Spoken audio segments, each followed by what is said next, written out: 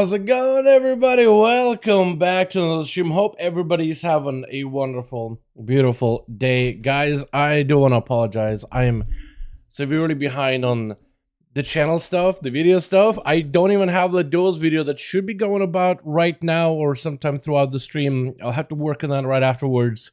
And I got another big project I gotta do this evening. Man, I'm walking into this one a little bit on tilt, I'm not gonna lie. So if I am annoyed by anything, it's not you boys. It's not me just being a sourpuss for no reason. I am just lacking sleep. So I'll try to see if I can get myself in check as best as I can. Try not to get super, what would be the best word? So into how I feel, I guess. Yeah, it's just been, I just feel super behind. Ever since the daylight savings when I lost an hour, I haven't been able to get that hour back whatsoever. Last night I thought, oh, I'll throw together all the tier sets available for, not all for testing, but like all the tier sets of every class for 10-1. I thought that would be such a good video idea, just because it gives me opportunity to explore the tier sets, look at them, play with them a little bit. I thought, oh, that'll be a quick one. Nope. It felt like I was doing a full class overview of every single change coming in 10.1, 10.07, and in 10.2. It just felt like, man, it was just a lot to get through. I did not realize how much work that was going to be. And here we are. How you boys all doing? Welcome back. Hope y'all are having a good one. The boys in the guild want to do some M+. I don't think those are available yet, are they? Partial Scarlet Crusade set, data mined? Yo. Hold on. Chat, what do we think about this? Oh, there's a recolor. Chat, what do we think about these? Whoa. Guys, thoughts? Anything? That looks kind of neat. You know what it kind of reminds me of in a way? I know it's a Scarlet Crusade set, but it reminds me of like those units back in Warcraft 3 that are like these blood elves that basically look like the blood of guards that have a very similar like helmet structure and similar color scheme. Not this one. This one actually reminds me of, what is it, Gareth? It's a Gareth. It was like a knight commander. It was like a unit of a dude on a horse, and it was just to be honest, kind of a dick. He was one of those guys to the Blood Elf campaign that was kind of like, you had Kael'thas who's like, yo, I gotta help out my people. Oh, hold on, there's this towers that need repairing. All right, well, it's help. Gareth comes over, he's like, hey, you do that, you second-class citizen, you, and runs off. And then Kael'thas is kind of like, oh, he's kind of been mistreated this entire life. His like blood elves are kind of been mistreated by the humans. And then he meets the Naga and they're like, hey, we can pair you up with a buddy. I know a guy who'll appreciate your efforts. He's kind of a demon. Maybe you heard of him? Illidan? You know, the guy that's kind of like, is the bad guy for everybody. And then at some point he does, Kael'thas does something right, but then Gareth blames him anyway, just so he has a reason to toss him. And, like his blood elves into like prison or whatever, and then at some point Kael'thas is like, yo, we getting out of here. And then again, Vashir is one of the Naga slithers in, is like, yo, Illidan still got an offer, and he was like, I guess at this point like we're runaways, so we might as well. That's kind of what it reminds me of the set off. Although the belt I feel like kind of not matches. I don't know why. Something about that belt makes it think Nazjatar. Am I the only one? I might be the only one, but it looks good. I think it looks fantastic. I wonder if that's going to be like a set you can get just from playing the game, or is that going to be one of those sets you will end up, what am I thinking here? Is it going to be one of those sets you will, God, why am I drawing a blank right? Out of all the attempts to draw a blank right now, or is it going to be one of those sets you will trade and post, is what I meant to say. Is it going to be a trade and post set, potentially? It looks good. Helm would look so much better if it was with a shrouded face. To a degree, I kind of agree, but not because like that set looks bad specifically, but rather a lot of the other sets, like I feel like a lot of the helms with a shrouded section look a lot better just in general, like just as a set, but you know, to each is their own kind of deal. But boys, how y'all doing? Welcome back. Hope everybody's having a good one. I'm just kind of a little bit behind. I'm doing a thing, but don't worry. By the way, tier sets, the ones that we can take a look at, I kind of like the looks of them. I think they all look pretty fantastic. I think they look absolutely great, in fact. Let me get the music back up running because it's a little bit quiet here, honestly. Yo, is that the music I want to hear? It'll work. It'll work. Hello, what's up, Jake? I know my man. Hope you have a good one. I saw you downloading Diablo. I don't have the download link. But then again, I got mine through the promo or whatever, the KFC promo. So maybe I just gotta wait a little bit, right? Maybe I just gotta give it a second, and it'll come around. Or maybe mine activates a little bit later because you're EU and I'm an A, so maybe I get a little bit like later. Who knows, right? But yeah, I'm excited, man. I'm excited. Although it's gonna be happening while we have our PTR weekend with Mythic Pluses. So I don't know how I feel about it, dude. I want to be able to do all these things at once, but I don't know if I'll be able to. Yeah, like the Mandalorian helm styles. I kind of like that. Yeah, the big wing portion, reminiscent of the Paladin, older Paladin sets. Can't remember the name. Yeah, it kind of definitely has a little bit of that set, but it looks like it is a Scarlet Crusade set based on like the it's like not a pauldron, but it's like part of the shoulder that has like a label in the front, almost like a badge kind of section that has like that fire. It's like pretty clearly a Scarlet Crusade like fire effect or whatever, but or fire emblem, I guess is a better word for it. Actually, emblem might be actually a much better word for this. But yeah, it looks good. I don't hate it. All right, let me actually get in the PTR because that's what the plan for the day is. I'm just getting messages upon messages. Okay, so there's that. Okay, is it important? Okay, that, and where is it? Radar? Okay, nothing important. All right, sorry. Dude, I am so, I need sleep. I'm logging into the wrong version of the game. Hold on a second. Let me fix that real quickly. Talking about Scarlet Crusade, the disc 2 set talent of White Mane on Heroes of the Storm. Wait, which one is that? I think I gotta fix something. Hold on. The 2 set talent. 2 set. Oh, the penance you heal somebody and you damage a guy? What? No, hold on. The 2 set? Music is gonna get scuffy, by the way, for a second. Wait, hold on. What do you mean? I played White Mane in Heroes. When did she ever use a penance?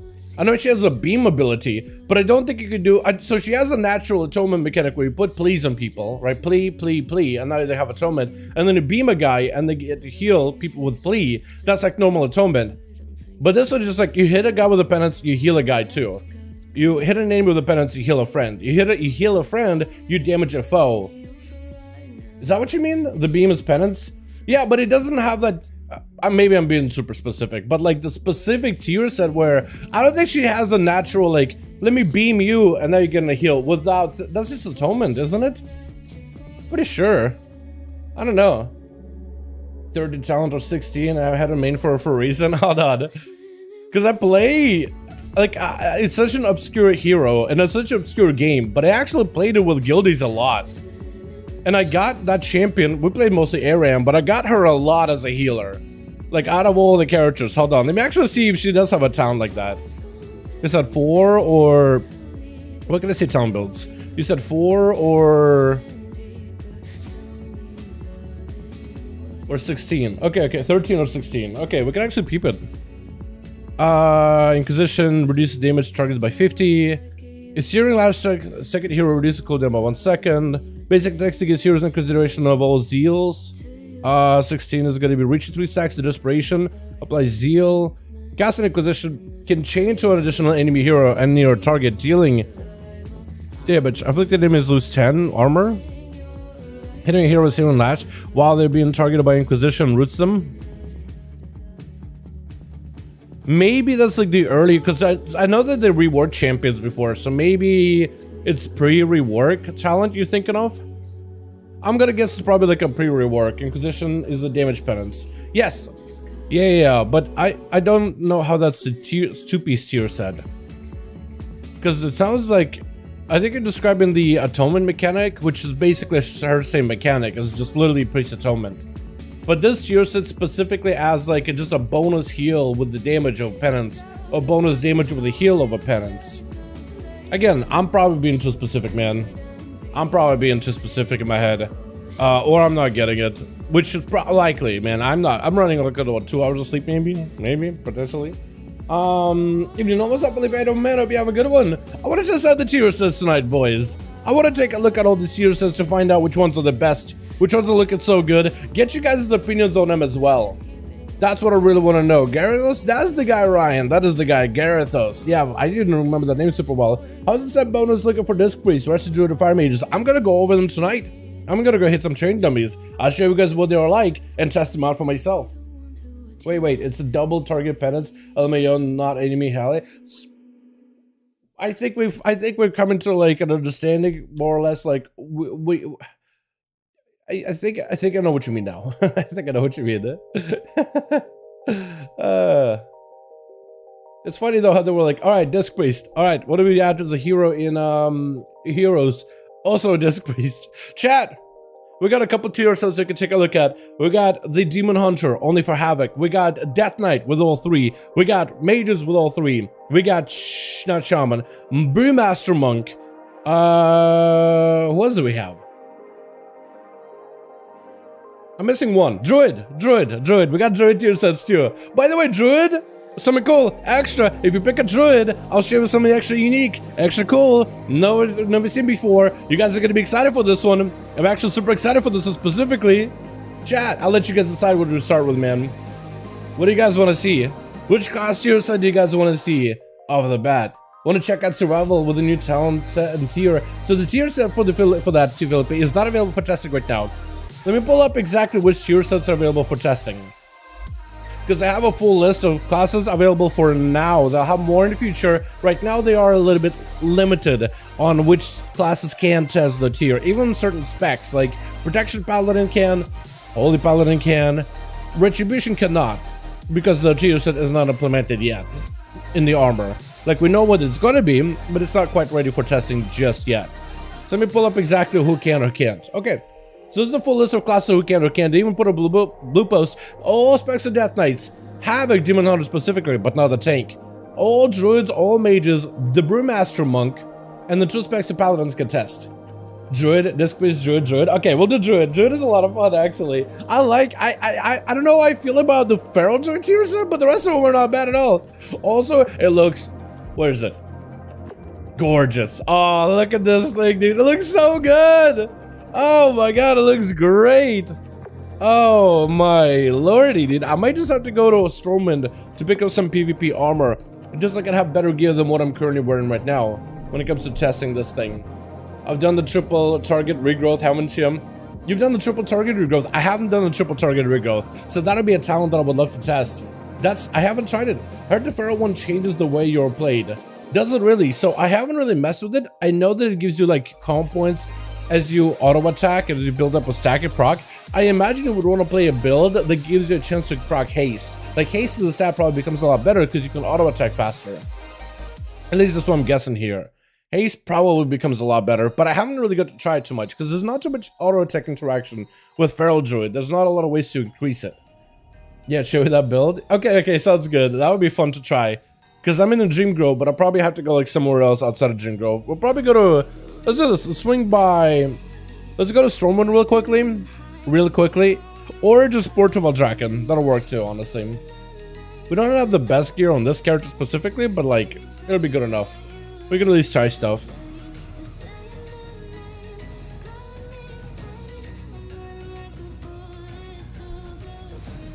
Because it should have some other, as long as I have like an agility weapon and an intellect weapon, it should be good enough, honestly. Because the Dream Grove, none of these train dummies really scale properly. Tell me how well Draken powered. I do. Alrighty. Which spec do you guys want to see first? We got the Balance, we got the Guardian, we got ASUS the Feral, and the rest of them. Which of these 4 specs do you want to see first? I want to try to blaze through these as fast as I can, though. I want to mess around with them, but I don't want to spend too much time with any of these tier sets. Kind of want to explain it to you guys what they're like, how they play, and then try a couple of towns, try a couple of builds, take a couple of chat suggestions, and then kind of move on to the next one. Because I don't, to be honest, while I play a lot of alts, I don't always have an in-depth knowledge of every single one of them, where I can like showcase something extra, something unique. Until it comes to rogues, then I maybe be able to mess around and show you guys some unique stuff that I may be able to discover. But rogues seems to be pretty straightforward, except for the outlaw. I think that one could be fun. I'm thinking as outlaw, you end up playing like cooldown reduction, so you can between the eyes more often. That's since you're pressing between the eyes more often, you're probably gonna commit to between the eyes. So it's gonna be a big, pretty play style. big crit, but I do wonder if you will still play Dan's build or not. Because Dance is really, really good. Played HOTS in 2023, feels weird. It is, man. I played HOTS recently, and that game has like a weird thing. Every time I load it up, it almost just download data, like a bunch of data. I'm like, come on, like what is it downloading? The game hasn't had like a real update in a long while. Can you make a max level character in PTR? As of right now, I don't think you can. I haven't seen the opportunity to do so. I've been able to copy my characters from live over to PTR. You used to be able to make a max level character, but then what happened was players would just kind of like make a max level character, put on the armor, and kind of like play on PTR and like do world quests on PTR and actually like not play just for testing, but literally just play the game on PTR. So it was kind of like, I guess Blizzard was like, well, we're glad you're having fun, but like we kind of need you to test stuff. And like, I guess it was also like, you know, they prefer you to be subscribed to the game or whatever, if you want to play, but you know, that's to each their own. Chat, which spec do we start with? Do we do Feral? Do we do Boomkin? Do we do Resto or Guardian first? There's 4. Give me an idea in chat. Whichever one I see first in the chat is the one we'll start with, because I want to get through all of them very, very, very quickly if I can. So that looks nice. Are you, what race am I playing? Night Elf. I think on Night Elf will look pretty good. On Tauren, apparently it'll look even better. Actually, in fact, we could use a toy. Let me do this, because people don't really care about specs that much, but people do care about appearances. So I do have Atomic Recalibrator, which is a toy. Every time you step through it, it changes the character's race. So we can see what this set looks like on a female Tauren, for example. I kind of like it, I'm not gonna lie. We see what it looks like on a Draenei, which can be a druid, but we can cycle through a couple of them that can be. I guess if gnomes could be druids, that's what they would look like. Blood Elves, they could be druids. Looks okay. Cool Tyrants, oh, they can be druids actually. It doesn't look too bad on them. I like the big beer belly that's exposed though. I'm a big fan of that one. I think it looks so good. Dwarves, so they could be druids. But like, it'll give you a bit of an idea like what they all look like as a different race. Although it cycles it randomly what we get. Bear, we can do the bear. Look good on a hunter. Oh, the hunter set is gonna look good. Worgen, female Worgen if there were druids on this set. Undead, they could be on druids, which actually kind of looks fitting with those eyes. Pandas, if they could be druids. Back to Night Elf. I want to see if I can get Tauren. Like male Tauren, like a big one. Because apparently male Tauren look insanely good with this set. Undead. Female Tauren. Worgen. Look pretty cool. Give it Tauren. Come on, game. Give me the Tauren. I'll give it a couple more.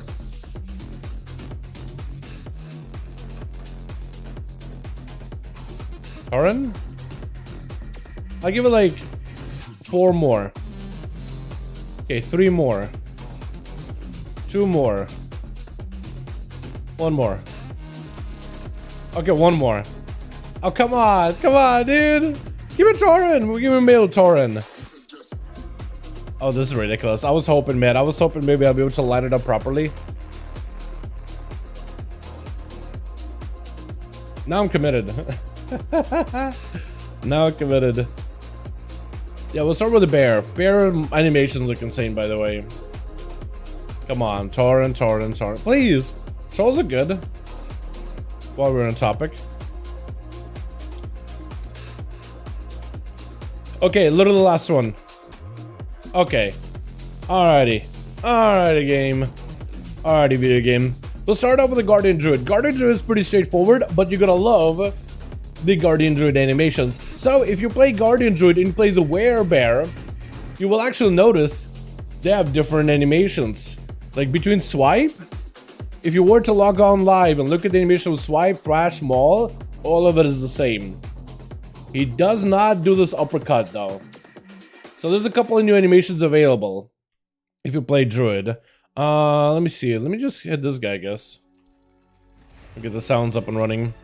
So that's your Maul, Thrash. So there's a little bit of like an uppercutty thing, but it's a little different though. So this one does the left hand Maul, but with right hand it's Thrash upwards, Swipe, Thrash upwards.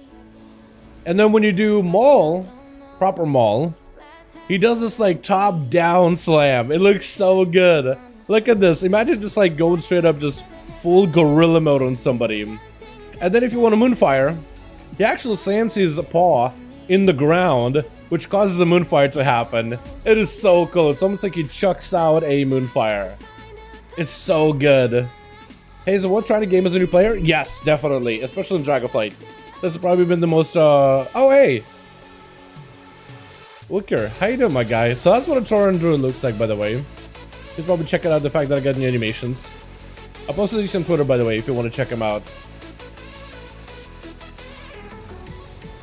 But yeah, it looks good. So the tier set for Druids is gonna be, for Guardian Druid, when you take damage, Mangle and Thrash damage and regeneration are increased by a certain amount. Right now, not really working. And you heal for 6% of the damage taken over 8 seconds. Oh, heal percent of the damage taken? I think it's the damage by Maul, right? Maul and Thrash is what applies a heal? Or do you just heal... No, healing for seconds, Mangle, Thrash damage. Oh, you just heal based on the damage you take. Oh, that's actually kind of cool. I didn't know that was a thing.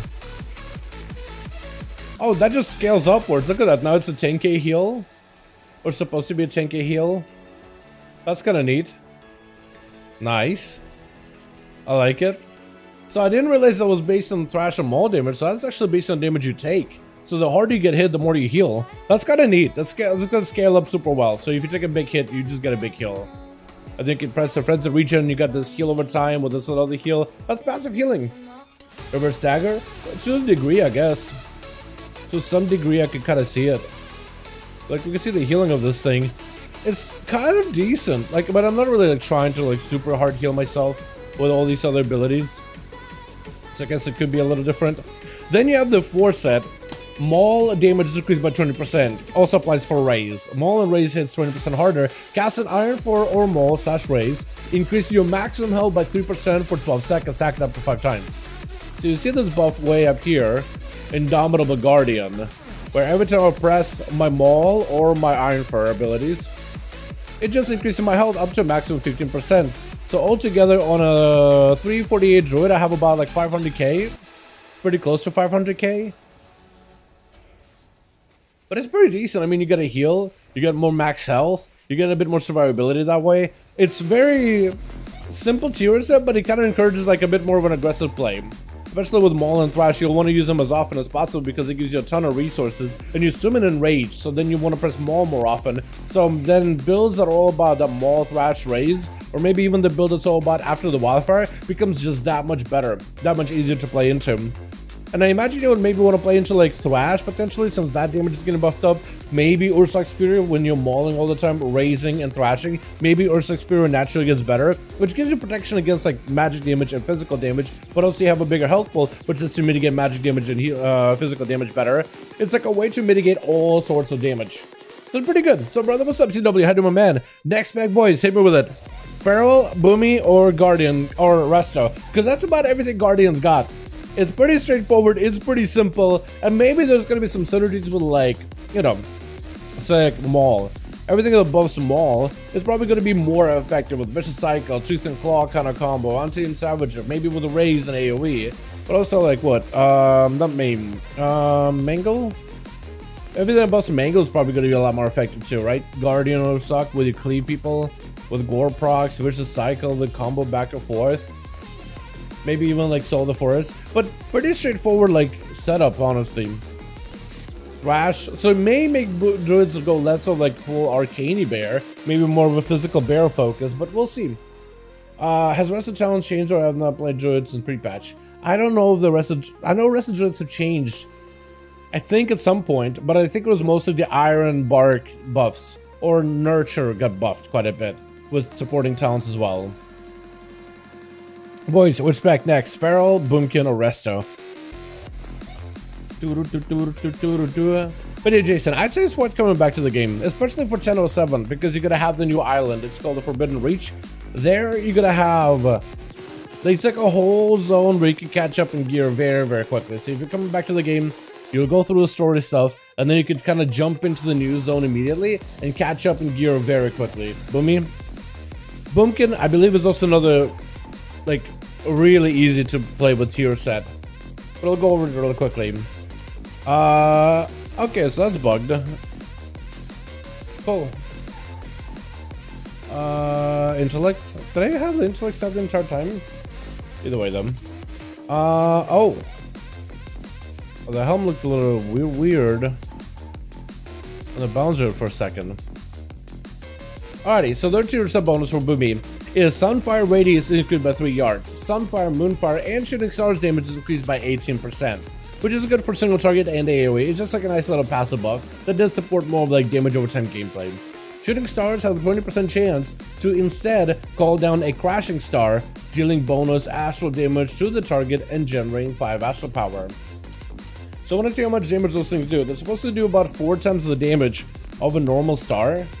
The Crashing Star is supposed to be a little bit better and generate slightly more resources. And I guess there's some synergy with this Shooting Stars playstyle, since they actually are removing that Shooting Star gameplay from Stealth Flare entirely, so you don't necessarily need it. Just putting dots on things is good enough, honestly. But there is also a playstyle together with Solstice. Every time you gain Eclipse, you also end up getting Shooting Star procs. So maybe you'll end up playing more Primordial Arcanic Pulsar, now that Orbital Strike is less good in value, although it's still really good. But you'll probably be playing into like Cosmic Rapidity, most likely into damage over time with Denizens of the Dream. Moonfire, Sunfire have a chance to summon a favorite dragon and they'll buff your nature damage, since you're going to be having such a high dot focus as this spec. But definitely putting dots on literally everything is going to be a must.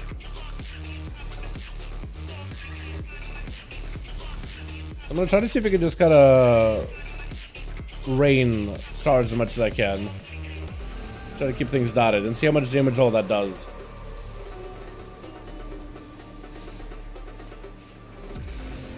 And we should have some crashing stars here as well. Hopefully. Maybe. Or maybe not, who knows.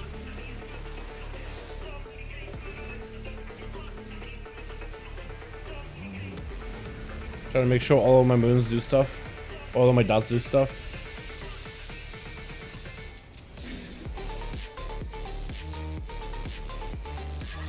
Do I have PvP on, or is it somebody else that's dropping the Starbursts? I think it's somebody else. Because they do have PvP on for some of these characters. So there I got another proc of all of my Eclipses are back. So it gives me Solstice procs. I got a lot of just stars falling. A lot of dot damage too. But like in the AoE, you can see like Moonfire and Sunfire do a bit more damage, Starfalls are doing more damage, Shooting Stars are there. Then you have Crashing Stars, which do a bit more damage, but they're mostly there for resources. Like, it's okay as a tier set. Where I think it may be good is maybe single target. I haven't actually got to try single target though, so I'm just gonna try hitting a mob for like single target for a little bit here, see how it goes. I'm not sure if I have the right build for Talents either. I'm just gonna hit it. I'm just gonna hit it. Resto Tree is all different PTR. They did change them quite a bit. Yes, they did change some of these classes a little bit. I don't know if they changed them too much, but I know they changed them like over time.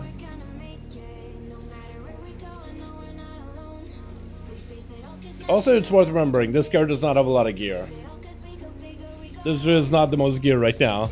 I wasn't able to copy a proper like my druid, but even my druid doesn't have a lot of intellect gear to begin with anyway. So it's not like I think it would have made a much of a difference. So we got Solstice. So we got more stars falling. I think the blue star is the new empowered star. If you see that. Kind of crashing down. I think that is the new empowered star. Because that's the normal star. And then we should have a crashing star coming from like the left hand side instead of the right hand side. That. Just kind of crashes straight up like a missile. Let's see if I can get myself another clips here. Yeah. So that damage is kind of like, I think the dot damage is more noticeable in single target. Crashing Stars are definitely doing more than Shooting Stars, so that's a pretty big single target buff. Or at least a noticeable single target buff compared to like what Shooting Stars is at. So that's where I think you're gonna have the most benefit, because Druids generally do well in AoE anyway, so maybe that's what they're trying to do, is make a tier set that kind of does well for AoE. It gives them more resources so you can Star Surge and Starfall, but also does a little bit more single target damage. And that's where I think a lot of that Sunfire, Moonfire is really gonna go into, is that single target, a little bit more sustain, without completely like changing your full playstyle. But it doesn't really make you change into different like builds whatsoever. Let's do the Pharaoh Eggs, boys, because we only got what, 2 left. I'm gonna get my Survival 100 ready for the next season. Bomb build is back. Dude, I'm wondering if bomb build and kill command will be good. Because bombs buff the damage of your next kill command by 50%. If only kill commands could cleave, man, then I think survival would be in an amazing spot. Imagine grenade, kill command, grenade, kill command. And that's gonna be your combo.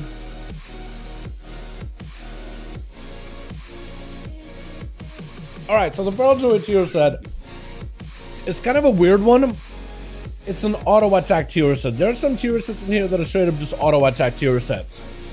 Your auto attacks have a 25% chance to grant shadows of the predator, increasing agility by 1%. Each application past 5 has a chance to reset back down to 2. When shadows of the predator application stacks reset, you gain 5% increased agility and generate 1 calm point every 1.5 seconds for 6 seconds. So you can see shadows of the predators right here. Like as I'm auto attacking, there's a chance that I get a stack, which increases my agility by 3. So it is an agility buff. Beyond 5, it has a higher chance. Like at 5 and higher, the higher it goes, the higher the chance for it to reset. But sometimes I've gotten to like a 10 stack. So like at 5, now I'm kind of hoping resets. We're at 6, hoping resets. Maybe resets. Reset? Maybe? Maybe resets? No resets? 9? I mean, I got 9% more agility. That's pretty strong. Oh, there we go. Reset. So now we're getting 5 extra agility, 5% agility, and general calm point every few seconds for free. So that's more or less the play style. Now, there's not a lot of ways to like how do you play into it, right? Is there a talent build you run? Well, there's no talents that play with auto attacks except for Omen of Clarity. Your auto attacks have a high chance to cause clear cast of State. That's it. That's all you get when you type in auto. There's nothing in talents that buffs the damage of auto attacks except for Frantic Momentum, which is if I put in haste. Frantic Momentum grants you 10% haste, has a chance to grant you up to 30% chance per calm point spent, 10% haste for 6 seconds, and I think that's going to be the new survival tier set of DPS loss farm you to 421 tier for now survival. Is that actually DPS loss? There's no way, dude. There's no way. But yeah, so like the only way to really game the tier set, I think, is to play to that haste buff.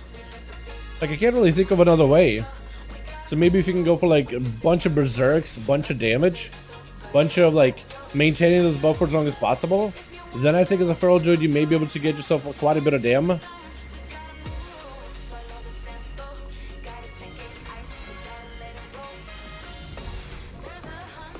And I guess you're just going to generate bonus calm points, which is good.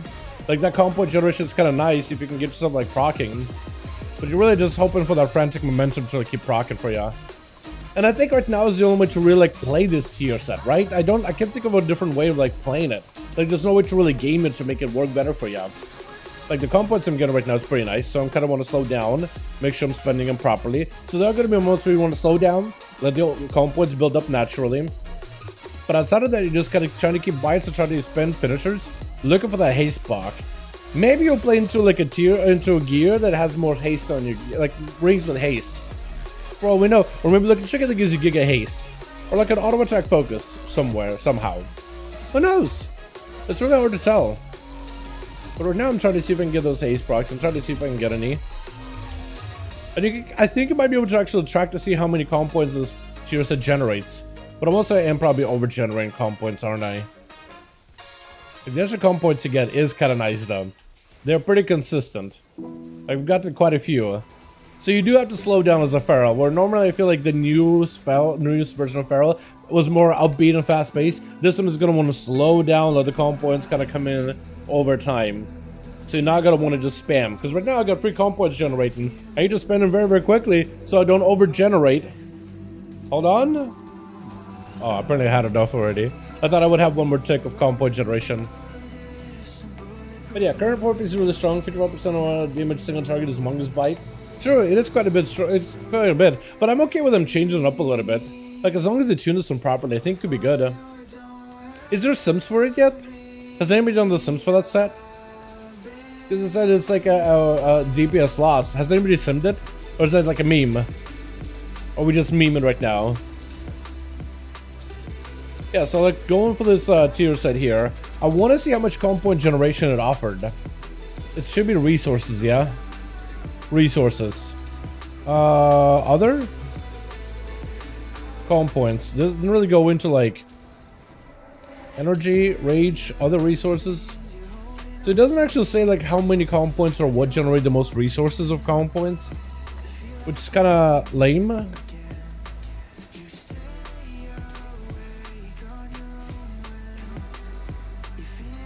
Yeah, I wish it would show me like here, like when you walk, look at this, Soul of Force, Second Fury, it doesn't would generate the most amount of energy for you. But it doesn't do that with calm points super well. It just says calm points. And I can't like look into it any more than I can already. It's kind of lame. But what can you do? So yeah, that's a pretty simple tier set. I don't really know if Ferals will be able to like game it, but I think that calm point generation is going to be pretty good. I do wonder if you'll play like less of energy and intensive playstyle and just go for like every talent that just increases your raw damage instead. Then we got Restoration Druid. I'm going off of Discord. Oh, is there actually like Sims in Discord? Because I'm part of like every class Discord right now. Let me look.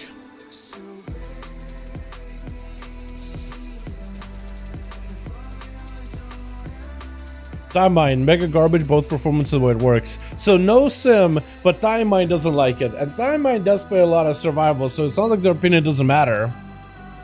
Mega garbage, both in performance and the way it works. I still would like to see sims, because that's not exactly a sim, really. I would like to see a proper sim. But until then, like, everything else is just kind of like opinions and people's reactions, and, you know, it definitely means like, oh, I should probably be worried about this one. Hopefully they'll keep iterating that one. But I would like to see what the sims are like so far. We'll see though. The rumors. So I can see the Discord, like there's no actual sim yet. Until we get proper like sims, it's hard to really put stock into things yet. Right now it's just everybody's reaction, so it's like, you should just take it as a reaction. That's just how they feel about it. And Time Mind, again, experience. Experience and reaction. So, they probably know what they're talking about. But I still would like to see like some dead-on sims at the end of it. Remember people saying Boomy was bad, Keg W, so what happened? Yeah, Boomketeer set ended up being like the best one. Actually, what a lot of Feral Druids are saying right now during this development cycle is don't trust Boomkins. Because they gaslit everybody into believing that Boomkin was bad for 10.0. Wasn't bad for 10.0. But they gaslit everybody. Even whoever did the sims for the APL for like sim websites, I don't know if purposefully, or maybe just accidentally, but they ran the wrong APL. They had an under-geared druid gear set. So it looked like your tier set and your performance was garbage overall, but they actually had a couple of items on the gear that were super low item level, which skewed the results super heavily. So yeah, Feral Druids right now are going out like, yo, I know we're not a popular spec, but heed me, don't trust Boomkins. Don't trust Druids. They're like the Doomsayers right now that they have back in the Legion, like, the end is nigh. Don't trust the Boomkins. Don't trust the bird. The bird is a lie. So it's hilarious, actually. I love it, though. I love it. Boomkins put 100 ammo gear on tank sims. To tank the sims. Yeah, I don't know if it was somebody that did, because I'll be honest, I have no idea. Maybe it's somebody that did it by complete accident and they made a mistake. It was a clear oopsie. Or if it was like malicious and they were just trying to skew the results or whatever. But like a lot of people like to believe that it's a skewed result. A lot of people like to believe the conspiracy theory of like, oh, they were trying to mess with it. Alright, Chad. Restoration Druid set is next. So the 2 set is pretty simple. Rejuvenation and Life Bloom healing is increased by 15%. So it's just a simple heal. Life Bloom or Rejuve, give you Bloom. I think I can do 2 Blooms. Maybe I do 1 Bloom. But just buffs you healing of Rejuve and Life Bloom. So like any talent that buffs the healing of like Life Bloom. So you can go for maybe like a Bloom build, so you can put 2 Blooms on people. When Blooms expire, the final Bloom does a lot more healing. Blooms count for bonus mastery. Regrowth healing over time refreshes, also applies to target with your Life Bloom. So that doesn't actually help much. But Life Bloom blooms of fluorescence, heals a bunch of people. That doesn't actually help much. But like anything about Life Bloom, so probably like the budding leaves and maybe being able to Life Bloom a second target. That's pretty big. That's pretty nice. Rejuve, the same thing. There's a lot of talents that buff Rejuve. A lot of talents that buff Rejuve. Like Germination, so you can put up 2 Rejuves. Rejuvenation healing has a chance to create new Rejuves, so Rejuves make Rejuves. Wild Growth have 40% chance to cause Rejuve to apply to 2 additional allies within 20 yards. So that could be really good. Deep Focus, so Rejuves can be more effective. That's going to be really strong too. There's a lot of like Rejuve interactions. But they also changed the tier set 2-piece bonus to buff the healing over time of Regrowth. Regrowth hot is normally Garbaggio. Garbaggio! And it doesn't really do anything, because look, you Rejuve and it heals for like 2k. Except when it like double heals. But like 2k average, right? 2.3. Then you have a Regrowth heal, which will heal for 1.2. Without the tier set, that doesn't break it apparently. Okay, without the tier set, it is some gear loss. It's like a 1.1. So, does it actually buff it though? Hold on, does it actually buff it? It may not buff it. It may not actually be buffing it. Is it buffing in tooltip? So 10k, and the heal is supposed to be buffed up. I mean, it's doing 1.2. I don't know if it actually properly works. I'm starting to think that maybe it doesn't properly work yet, chat. I also don't have like an equivalent item, because if I were to be swapping out of the tier set, for example, I do lose secondary stats. I do lose primary stats too. So there's not a lot of ways for me. Like it's gonna heal for less because I just get less intellect. So it's hard to tell. But regrowth healing over time could be good, especially with the talent like Power of the Arch Druid. Well, let's see if I can pick it up. Where Wild Growth has a chance to make your next Rejuve spread to 2 nearby allies. But also has a chance to have Regrowth applied to 2 nearby allies. So we'll Wild Growth until we get the proc. It'll take me a second. You want to show Fury Warrior, buddy? Fury Warriors, Vasil, Zarova. Fury Warriors are not available right now. Like, we know of what the tier set is, but we don't have the tier set on the vendor, and we can't test the tier set yet. You just don't have the ability right now. Yeah, so we got ourselves Power of the Arch Druid. Next Rejuve or Regrowth will apply to 2 additional allies. So when you go for Regrowth, it'll heal a second ally, and it should have the hot rolling as well. So I wonder if that could be a build where you apply like double Rejuves, double Regrowths. Because Regrowth healing over time should be a little bit more increased, and also generate benefit from Mastery as well. I also wonder what other ways can you like buff Regrowth. So you can do improved Regrowth, where heal initially is more likely to crit. Each Rejuvenation has a chance to reduce the cost of Regrowth. Healing of Regrowth, nature increased by 35. That could put a pretty big heal over time on it. Nourish extends duration of your Life Bloom, Rejuve, and Regrowth. That's kind of neat. Regrowth decreases the cast of next Nourish. That could be kind of interesting combo. That's really about it. So it increases the healing of the next Regrowth, Rejuve. So it could be like, what could be is basically like you still have the Regrowth whole playstyle of, oh, Regrowth is a really good like burst heal ability. But like you'll also have a heal over time effect that follows it, that maintains somebody afterwards. I mean, it's healing for like what, 3k? So like you can buff up Regrowth, and with a tier set, it could potentially be better. What about Shaman? Shaman also not ready for testing just yet, Jonathan. We do know what the tier set is, but we don't have it ready for like put it on the character, go into like a dummy and hit a dummy with it yet. Not at the moment. But hopefully soon, maybe like in over the weekend, maybe they'll add it, or maybe during next week's build, because they are gonna have raid testing next week. So hopefully they'll have all the tier sets, or at least most of them functional. Take it down, no problem, Vasil. Sigda, Drog, Sigda. That is it's noticeable. Is it actually? Okay. So you have tons of true sets. So it buffs the value of your healing over time and transforms Regrowth into more of a heal over time effect, which is probably gonna have some depth behind it. Then you have 2 set buffs either Flourish or Verdant Infusion. Both of those talents is a choice node over here on the right hand side of the tree. So with Flourish increases the rate of the healing over time effects by 40% for an additional 16 seconds after it ends. So the way Flourish normally works is you press Flourish, it extends the duration of your HOTS by an extra seconds, and increases the rate at which they heal over time by 100%. So they have longer duration and they just get a value. But then after Flourish ends, for 16 seconds, your HOTS would be 40% more active. when it comes to the healing. So it just prolongs the value of Flourish, making a powerful cooldown. Also has a synergy with Convoke, which can randomly Flourish. That Flourish is going to be a weaker version, so if you're playing Convoke trying to cheese a Flourish for huge giga healing, it's going to be a little bit on the weaker end for Convoke, but the original Flourish should be pretty strong as a cooldown. Then you have Verdant Fusion, where Swiftman no longer consumes a healing over time effect on the target, and extends the duration of your hots on the target by 12 seconds.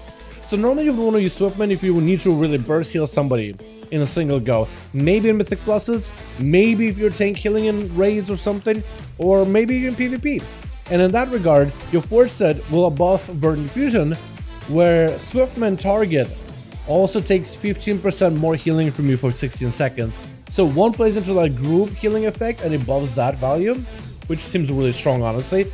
And Verdant Fusion amplifies that single target focus, where you're trying to burst heal somebody. If they need more support afterwards, 15% more healing after, either those hots rolling, or you can just start pumping regrowth into them if you want to. Pretty good tier set overall. I think the 2 set is more interesting than the 4 set. Because the 4 set, like, I think it's going to be good, but it's really straightforward. I think the 2 set, there's so many cool things you can do with Light Bloom, Rejuves, and Regrowths, and you could probably lean heavily into either of these 3 abilities to make your build. Like, imagine going for a build where you're playing into Defocus and you're just putting Rejuves on people. That could be really strong in Mythic Pluses. That could be really good. 40% more healing there. And then you put a Regrowth on everybody with a tier set. And, like, maybe every other talent that buffs your growth. It could be really good altogether. Like, really, really strong altogether. But that's only, like, if you have one single Regrowth or Rejuve on a single target. So it could be, like, really good healing. Could be, like, a big Giga heal, too, honestly. Who knows? Put it on a tank with a Light Bloom and a couple other hots. Man, it's golden. Could be really good. But who knows, honestly. We'll see. Imagine being like a PvP build where you just have a Giga Rejuve on people. Good to see Pally's Verdant Infusion Druids making the spot. Good to see. Goodbye, Pally's Verdant Infusion taking the spot. Honestly, maybe. Flourish procs up knife ability. Yes, it does. With Convoke, it does. So when you look at Convoke for Resto Druids, it'll cast Wild Growth, Swiftman, Moonfire, Wrath, Regrowth, Rejuve, Rake, Thrash, and unappropriate nearby targets, favoring their current shapeshifter form, but also has a chance of casting other abilities as well. I think it's here, right? Convoke Spirit's cooldown is reduced. Duration, number of spells are reduced by 25%. Convoke Spirits has an increased chance to use Exceptional Spell ability. Exceptional Spell for Resto Druids would be a Flurry. Or, yeah, Flurry? Flourish. While it does not shows up here for like some of the abilities you'll be able to cast, that will be their exceptional ability is more flourishes. But it's a chance. It's like it should be like proccing like every 3 convokes. You should have like at least 2 flourishes or something. So they have like some kind of internal like thing where you're not gonna really have to roll RNG. It's more like in which order do you get flourish? I get flourish early. Do you get flourish a little later with convoke? But it's so at least it has some predictability. But still, I feel like Restoration Druids are looking giga good going into the next tier. For rating and potentially Mythic Pluses, man, that looks like a solid tier set. At least when it comes to healing. So you probably spend minimal time to set regrowth. Oh, you can actually like see the healing value of it. Okay, so it does work. Okay, it felt to me like it didn't. But 75% more healing, I feel like should be noticeable, right? Should. 0 set. Oh, okay, so you do see the differences. It doesn't heal that much more, but I guess you need the talents to buff it, don't you? Maybe that's what I'm thinking of. That, or maybe it doesn't get that full mastery value and you need a bunch of hots rolling in. Alright, chat, next class. We got the Death Knight. We got the Monk, only 1 spec though. We got the Paladin, 2 specs, no red. We got the Mage, all specs. Is that everything? 0 said the 2 crits. Okay. Oh, so that's with 2 crits? Oh, okay, yeah, so that would skew it. So is it like... How much do crits heal for? Almost like double? Or... Not double. 75% stronger? Is that what it's supposed to be? Math is so bad. Mage! I could do Mage. We're gonna do Mage. Mage is like kind of straightforward, but also not really. What do you think about the Mage tier set, by the way, chat? Thoughts? Like it? Don't like it? Meh? Good? Pog? Don't like the helm? Love the shoulders? Comments? Anything. That's the set. We could go to a darker area in a second, so you can see like all the different like spell effects on the armor. Better. Fire Mage excites me. I like that. Yeah, Fire Mage actually doesn't look that bad. Like as a tier set, I was at first I read it, I was like, I'm not really feeling it. But then I played with it, I was like, oh, there's actually some flow to this thing. It makes Flame Strike better. You want to play Flame Strike now, which is so weird, but you're gonna want to play Flame Strike, dude. Then we're like, all right. We want you all to play Flame Strike because Flame Strike is gonna let you get that hyperthermia buff faster. I think it looks unreal with the glowing bits are elite. Unreal, the glowing bits are elite. Yeah, you like that? Yeah, it looks cool. That's like that's just a normal set. So imagine. Actually, we don't even need to imagine. We can just see what the mythic sets look like. So that's your normal set. Belt is kind of broken, and I think some parts are maybe missing. But that's your normal set. Then you have the heroic set, which is going to be the red variation. The bracers and the belt, I think, are still a work in progress though, because they seem to stay. Then you have the mythic, which I think that's what the bracers and the belt is supposed to be for. And then you got the Raid Finder, which is purple. Hey, Kren. At least it's Raid Finder, am I right? They know their audience, so like, hey, if you just want a purple mark to look pretty, there you go. Let's put it on an easier difficulty. Easy farm. Alrighty. Let's leave this place. Because for some reason, like, the mage or the hall has been, like, super laggy for me. I was trying to record some stuff yesterday. I was like, is it just me or is it the server? It might be the server soon. I actually think the Raid Finder might be the next dude. So they could adjust like they may adjust like the colors, which one gets the Raid Finder, which ones get the normal, which ones get the mythic. I don't think that's finalized because there are some classes that have like rogues have like a full white Mog, like full like no colors to it. For them, that's LFR. But then you have like another class that's a warrior. For them, that's like their heroic or normal. So I don't think the color schemes are quite set in stone where they go.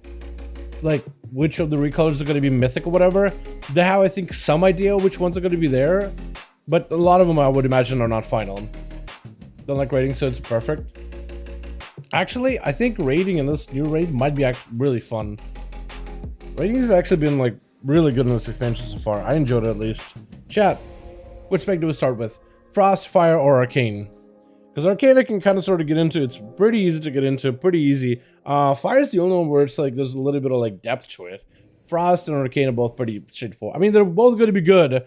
Don't get me wrong. They're both probably going to do a lot of damage, but they're very straightforward. Do I have trinkets?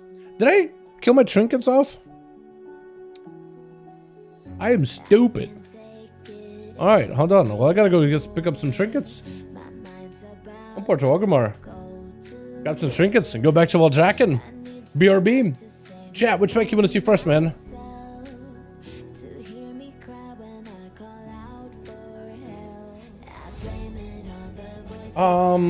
Can we just love the fact that that there are two on non-robe tiers for mages for once? Oh, like 2 for 2? Yeah, I'm a big fan of like no robes and mages. I do hope that maybe we'll do like that robe skirt kind of thing that a lot of other classes are getting for tier. I think that'd be really cool to see for mages. Fire? Okay, we'll start with fire. We'll go grab a couple of trinkets. I don't really know what trinkets I want. I probably should be testing the newest trinkets, shouldn't I? I should be testing the newest trinkets. What are they gonna be? I think it's one of them is from tier, but then there's another one that's from Halls of Infusion. I should pick up both of them and test them. I should. I don't want to, but I should. Huh? Okay. Wait. Okay. I dragged it over and just didn't drop it. Weird. I mean, Rage Feather. Who doesn't want a Rage Feather? Then there's the Iridius Fragment. That one is going to be a really strong trinket, I think. Look up with those two. That'll work fine. That'll work fine.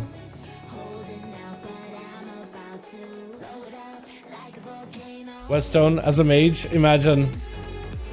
Imagine.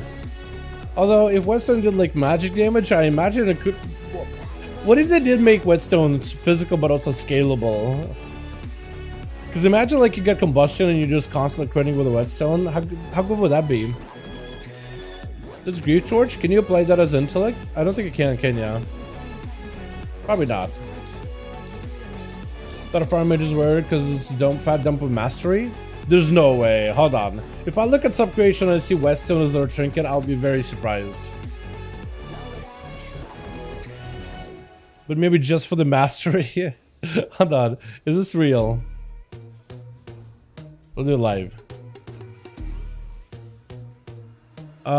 Trinkets. I'm not seeing one with a Whetstone, but maybe like in raids. I'll give you that. Maybe in raids. Maybe. Alrighty, so the mage tier set. We got ourselves the a tier set that plays with Phoenix Flames. Phoenix Flames applies charring embers to all enemies it damages, increasing their damage taken from you by 6% for 10 seconds. And when your direct damage spells hit the enemy afflicted by charred embers 30 times, you gain hypothermia for 6 seconds. So this is what it looks like. So when you hit somebody with Phoenix Flames, they get debuff of charring embers, and it's everybody that it cleaves. So it cleaves like quite a lot of targets. Hells of Phoenix that deals 7,000 physical damage to the target and reduce damage to other nearby enemies. So it doesn't have a cap. It just has a reduced damage to everybody. So if enemies are stacked up, that single Phoenix will hit all of them. So then you get situations where you can like start cleaving into everybody with charring embers. And as you hit all... Does Flame Check not work? Direct spells hit the enemy. Isn't Flame Check a direct spell? I thought Flame Check was a direct spell. Does Flame Check not work? What works then?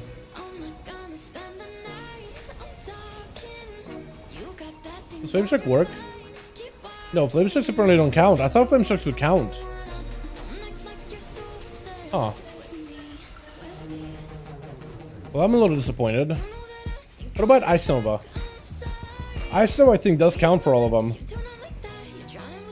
Huh. Ice Nova may count. Interesting. But yeah, so while you have the Phoenix Flames on the enemy, you have charred remains, and eventually you get stacks up of Volatile Flame, which builds up for a Hypothermia. Hypothermia for Fire Mages is a talent where Hot Streaks have a chance to activate Hypothermia, where all Pyroblasts and Flame Strikes have no cast time and are a guaranteed crit. So as you build up damage on like a single target here, for example, I'll throw out my Phoenix Flame, I'll build up a little bit of damage with Fire Blast, Pyroblast, eventually will stack up to... Oh no, it doesn't apply. I thought it did apply. Never mind, apparently I know what does not apply to every target afflicted by the Phoenix Flame buff. Now we got Hypothermia. We can just Pyroblast as much as we want to. Just every time it's a crit. So that's basically how you play it. I thought for some reason it would work in AoE, but I guess it doesn't. Does it work with abilities like Lemming Bomb?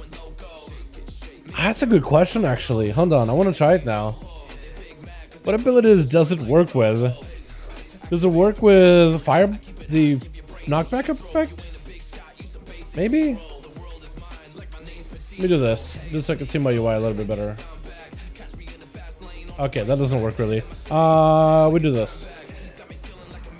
Huge. Hello there, what's up GTL? How you doing, my guy? Hope you're having a good one. Yeah, so we got ourselves, I want to see what affects proc the tier set, what doesn't proc. So let's say you do Living Bomb. Does the explosion of Living Bomb proc it? It doesn't. Okay, so Living Bombs don't proc it. What about a knockback? Knockback does not proc it. Explosives? Explosion does not proc it. So it needs to be a direct ability. I wonder if someone like Fire Breath would proc it. Because Fire Breath, I guess it's an AoE ability. So they actually do have a bit of a limitation on the whole Phoenix Flames thing, don't you? That's a little unfortunate. So it needs to be a single target hit. The procs it. Is there a way from like Pyroblast or like Fireballs to cleave to anybody? Like is there some way I could like game it a little bit, cheese it a little? I wonder. Dal, if you could add your own spec to the game, what would it be? Probably like an Outlaw Rogue, but like full 20-yard range guns. I think that'd be kind of fun. Bandolier spec. Yeah, so it seems like certain abilities can proc over the tier, but only single target abilities. So you have to play Fire Blast So I think this still encourages like a very much like ignite build. I thought for some reason like a flame strike build would be viable with this, but apparently not. So I don't think you play flame strike with this. So would you put points into it instead? I guess Biotech's Firestarter because you don't need that hull combo at all anyway. You will want to play into Phoenix Flame stuff, like Phoenix Reborn. Dragons affected by Ignite have a chance to erupt in flames, so you do want to play heavy into Ignite. Just because it has so much Ignite value here.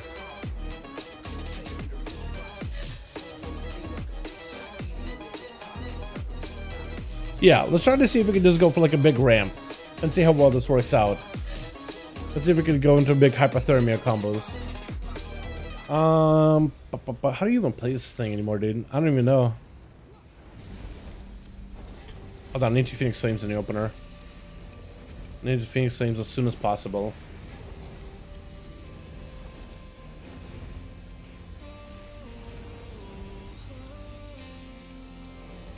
Don't really have anything to work off of this. Or to follow up. But I definitely want to maintain like a Phoenix Flame on things so things just take more damage from everything I do. So you want to maintain the buff as best as possible. We almost got our stacks with Volatile Flame. What you also can do is you can send in Phoenix Flame as a Phoenix Flame is about to fall up or Charred Embers is about to fall. It'll count towards the stacks. Then you can kind of build up for a big Pyroblast combo here. Okay, so that's pretty cool. And I guess that kind of lets you naturally spread Ignites on everybody. Okay, so it's like a big Ignite value. I get it. Not the worst. Not the worst tier set. But it's very much like, it doesn't really change your playstyle that much. It doesn't make you want to play the talents that play into Phoenix Flames and stuff. It makes you want to like maintain the debuff of Phoenix Flames, which naturally spreads Ignite as is, doesn't it? No, it does it? Hold on. Mastery. Ignite damage increased by 5%. Fireblast causes Ignite to spread. Caused by Fireball, Phoenix Flames. Okay, so Phoenix no longer... It used to be that Phoenix is spread Ignite, but now it's just Fireblast spread Ignite. Okay, so it's basically like Ignite build, but like a little bit more Phoenix Flame focus. And you want to cycle through Phoenix Flames. So you don't want to play from the Ashes then, because you'll want to actually use Phoenix Flames. But it doesn't actually change your playstyle all that much, does it? I'll try playing the talent that makes Phoenix Flames always crit. Will be smooth out rotation. Is there like playstyle where Phoenix Flames always crits? Good too many streaks. Which one is that? Hold on, let me look it up. Phoenix Flame. Phoenix Flames. Fireball, Fire Blast, and Phoenix Flames critical strikes reduces the cooldown of combustion. That's cool. Phoenix Flames Dragon's Breath always crits. Oh, okay. You are correct, friend. Let me actually play. I didn't realize that's where that was. Okay, so anything that busts my master is good. Increased crit, intellect. Okay, that'll work. That'll work. Ignite. Is this good? Okay, we'll do it like that. Okay, let me try that. That actually is a good suggestion. I didn't realize though, because I knew there was a separate talent at some point. I didn't realize they baked it into Electro's Fury. Okay, so when we go for like a proper go, I guess I'm just gonna lust it and everything, yeah? Is it Titan Trinket, does it get used up instantly? That may be actually getting used up like on its own.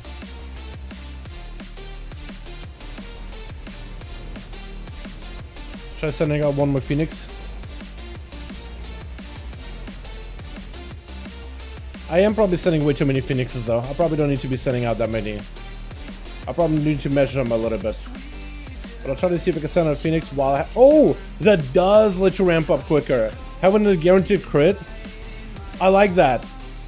I like that a lot actually. Yo, this place sounds actually so good. Hold on, this actually works out really well. Now we just Pyro.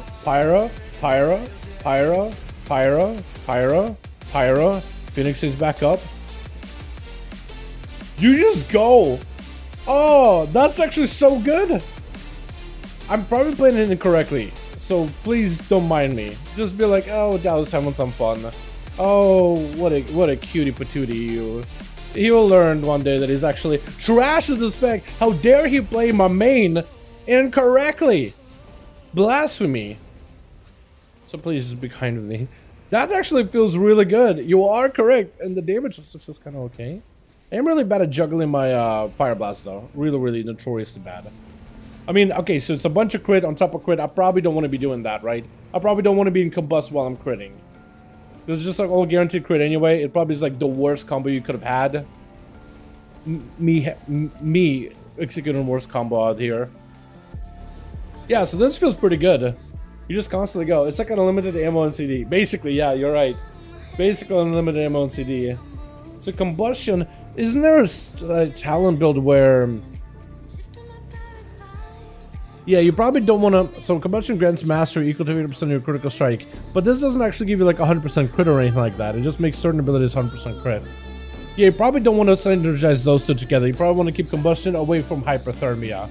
So you may need a certain amount of stats. I probably have way too much crit, honestly. You probably need a certain amount of stats. Needs a lot of mastery for sure, because my gear is not there yet, man. I might want to gear for Fire Mage. This is pretty fun so far. Incorrect. You want the Sun King Blessing to add a lot more uptime. Sun King's Blessing. You think it's worth going for? After consuming 8 hot streaks, you're none Pyro Blast. Honestly, you probably could do it because you already have the hyperthermia. You'll probably put the talents into picking up Sun King's Blessing because what? I need 3 more points to get in there. I don't know what I would give up for it, but I could probably give it up and just go for like Instacast build. Just picked up Mage last week. Haven't played since Legion. So fun, dude. I'm actually enjoying this a lot.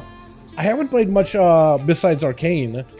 I said this right before and I'll say it again. You need to find new avenues in life. The only most actually gaining players right now, RFF.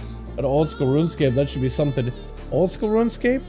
Parsnip, I appreciate ya. I'll take a look at old school RuneScape, I guess. I don't hear anything about old school RuneScape at all. To be honest, maybe just my circles, I don't hear nothing about it. And I also haven't seen anything about Final Fantasy since a while now. Yeah, sure, I'll look into it, man. Hey, isn't there another new MMO coming out sometime soon? Let me see. Is there another new MMO coming out? Some people are like excited for. Although I feel like it's one of those things, and maybe it's just me being kind of like, maybe I'm just like a jaded player, WoW player that has seen so many, like, because there was a big boom of MMOs at some point, right? And there was just a lot of them. Everybody was trying to make an MMO. And all of them, like most of them are dead by 2 days. Maybe some people are playing them, but like most of them are just pretty dead. None of them really been able to last. They weren't the one to cash in and just like couldn't really keep up. Hold on. Let me see. I seen a thumbnail. Wayfinder, new MMO with huge potential. At least that's what the video suggests. Open world and dungeons. Gameplay open world and dungeons. Wayfinder is a third-person action MMO. It's like a mashup of Warframe and Destiny. Should I check out that one, Parsnip? It seems like you know a lot about MMOs, my guy. I'll wait for your permission. Should I even check it out? Tutorial ESF Warhammer, I am for the name of you. All have less engagement on WoW. I'm not gonna pretend like I know if they have good engagement or not, because it's not like I have the metrics to back up anything I say. So this is just opinion from here on. What I'm about to say is absolute blasphemy. I just don't hear much about those games. And I see World of Warcraft, Dragonflight trending on Twitter constantly ever since Dragonflight came out. At least maybe it's my recommendations, what I'm interested in. So maybe Twitter's like, hey, you want to see more of this stuff, yeah? You like this kind of stuff, you like this garbage, let me give you some more of that. So it could be that. I used to hear about other games in passing from friends, guildies. It's something you would just hear about them. You know, like when you hear about a really good game like Breath of the Wild when I was out, you heard it about everybody in the world that talk about Breath of the Wild, even if you didn't play Breath of the Wild. Even if you didn't think you were in a circle of people that like Breath of the Wild or Zelda games, somebody at some point in your life would have been like, talk about Breath of the Wild. You would have heard it in passing just because it was that popular. There was no way to avoid it. I just don't hear much about those games. Again, like I wish I had like something to back up my statement here, like a metric or whatever.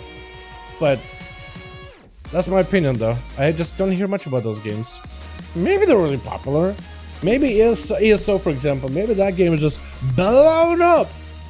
It got 1,200 billion players. I'm just coming up with a big number just because I can't use my brain right now. I don't have a lot of sleep time. Who knows? I just don't play the game. Maybe it's like one of those, we just don't play it, you just don't hear it, but it's like super good maybe. Alright, so the Fire Mage, dude, this is awesome. I want to play Fire now. I want to gear for Fire. So that's Fire. By the way, thank you so much for recommending the build. This could be really good. I don't know how you would incorporate Sun Kings, but I imagine like if you can, combusting, you just perma instant casting. That could be really cool. Next spec chat. Arcane or Frost? You gotta go, there you go. Now my video's bugged. All good. My mic muted. Okay, now fine. How you doing, by the way, Danny? Hope you're having a good one. Warhammer. Yeah.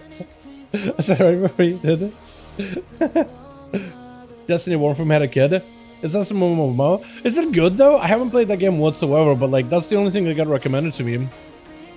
Oh, you linked me the builds? Yeah. Fire Rush and Sun Kings. Oh, so you give up the whole... Wait, what do you give up for that though? Do you give up something in the middle maybe? I wouldn't know. I wouldn't know. Arcane? Okay, we could do Arcane. If you look at the numbers. So, to be fair, I don't know a single MMO that actually puts out numbers of like, we have this many active subscribers. Because WoW doesn't. And I think World of Warcraft, Blizzard were the only ones that did put up those numbers when WoW was like, during like, you know, Wrath, Kata, Mop, WoD, when you saw the downturn. I think they were the only ones. Like every other game says, we have had 300 million players. I don't think it means like always actively subscribed or whatever. I think it's like 300 million accounts have been created over like a 10-year period or whatever, which is like, it's possible to imagine like somebody would want to check out the game. Oh, let's see what the game is like. You know, there's like what 7 billion people. I was about to say 7 billion players on planet Earth. Like it's like world is a game. I imagine like 300 million people would have at some point like checked out the game in passing, made an account, signed up for a trial, signed up for like a newsletter on your website by accident. Maybe that counts as an account. You know what I mean? I don't think anyone's actually given like a proper, hey, here's a number. You know what I mean? When you said Sun King's Fire because of Fire Rush. Like how much is active, your Fire Blast of Phoenix Flame to charge faster. You know, let my Phoenix Flame to be born, gives you back. Oh, you're right. Yeah. Okay. Yeah, I think your build may actually have something there. I would need to explore it some more. But yeah, again, like I mean, who knows, Parsnips? I mean, feel free to prove me wrong. I mean, I don't think you presented much proof yourself because you're saying like, well, WoW doesn't gain any numbers. Trust me, I got my numbers. You proved me wrong. And it's like, well, what proof do you have that WoW isn't getting numbers? Or other games are getting numbers? Because I don't think we have like, here's a link of all the data. I got it all from whatever dev of a game that has all the... I don't think devs really reveal those numbers at all, do they? They usually say like, oh, we've had, again, like I said, like 300 million players have tried this game. Doesn't mean like 300 playing. It could be, again, counts created in passing or whatever. You know what I mean? Has that over 1 million daily active players in old school RuneScape DW? Has over 1 million daily active players in the old school RuneScape? Like, what website would you use to track it? Like, what website actively tracks it? Because again, they don't reveal those numbers. So you have to have a... There's one website that was like, Final Fantasy has this many players. And then we're like, oh, we calculate our numbers based on like social engagements on Reddit. And it's like, that doesn't mean like that's exactly the amount of people playing the game. That's like... You know what I mean? It's like, okay, you may be kind of trying to figure out a number. Oh, how many people are engaged with Reddit times a certain number? Maybe that's what the number is. But it's like, it's shot in the dark, man. It's throwing a dartboard into like a dark well of the void incarnate, hoping that it lands on a bullseye and like just random number. Like, again, I'm not trying to like dog it or anything. I'm just like, well, I don't really know. Like, if we have like a definitive proof of like, hey, here's the stat sheet, exactly everything we have, tracked by and reaffirmed by or verified by a credible source, then it's like, okay, well, maybe we have someone to work with. But until then, it's like, I have my numbers, you have your numbers, and my numbers are right. Prove me wrong. It's like, well, I don't really know what your numbers are because I don't really know what the source is. So I don't really know what I can say. You know what I mean? Or nicely, I guess. I don't know what to say nicely in that situation. You know what I mean? Rare PC, anyone play Arcane? Arcane is a lot of fun. Absolutely my favorite spec. So, getting back to the topic at hand. Okay, that's a weird looking tier. Definitely does not give you money. Arcane Surge increases spell damage by additional 5%, and its duration is increased by 3 seconds times 10,000 bucks divided by S3 divided by 1,000. Okay, so it's supposed to be Arcane Surge. Surge spell damage. So when you press Arcane Surge, you get spell damage, and you can buff it with Arcane Power to give you more damage. So that buffs it by 5 extra % and lasts 3 seconds longer. No, it doesn't actually give you $1,000 or anything. Imagine every time you press it, you get $1,000 in your mail. And for every 2,000 mana spent during Arcane Surge, your spell damage is increased by 1% for 12 seconds after Arcane Surge fades. So it's kind of like it's a prolonged surge. So Arcane Surge with the tier set gets me 40% damage buff for 18 seconds. And then, depending on how much mana spent during that Arcane Surge, I can get up to 30% more damage for 12 seconds afterwards. So it's like a continued prolonged effect where you have 30 seconds of just Giga Blaster damage. Basically. So let me show you what that looks like. It's a very simple tier set, and it kind of plays into like spending as much mana as you can. So it may play into Enlightened, prodigious, where you want to spam those arcane blasts over and over and over, spend as much mana as possible. Maybe you'll play into missile build like you normally do, but I'm just gonna try like, I don't know, hitting the AoE dummies. I'll hit a single target train dummy. I'll try to get him for a bit of a setup. What a money prices an orc. I know, right? Imagine. Okay, I probably did it wrong, but it's okay. We're just gonna spam as much mana as we can. Do we have tracking here? No, not really. Kind of messed up, but it's okay. Oh, missiles don't spend mana, do they? Missiles don't spend mana. Okay, where's my buff at? Oh, it's still up here. So I ended up getting, how much of a buff? Oh, I got 27%, so I was missing 1 stack. I was 1 stack off. So I did spend a lot of mana just now, but you basically get a prolonged like burst duration. So imagine like together with Evocation, which gives you a buff that lasts for 30 seconds, and you have basically 30 seconds worth of a buff. You'll probably want to go for Siphon Storm and then immediately go into your burst. You want to go immediately into your burst window as soon as possible, just so you can have all these buffs overlap for a long period of time. Not like the new build for SP. I'll check out SP in a bit here. Hey Dal, can you show me some tier sub bonuses for Firefest? I didn't pay attention. Yeah, I'll keep doing in a second. But that's basically the Arcane set. It's just boost your Arcane Surge damage and value a little bit. Very simple. Let me go fire real quick. Hey, look at the Arcane tier. It's simple, but I think it's gonna be effective. Because it just like, it gives you a more of a damage buff after Arcane Surge is gone or whatever. You know what I mean?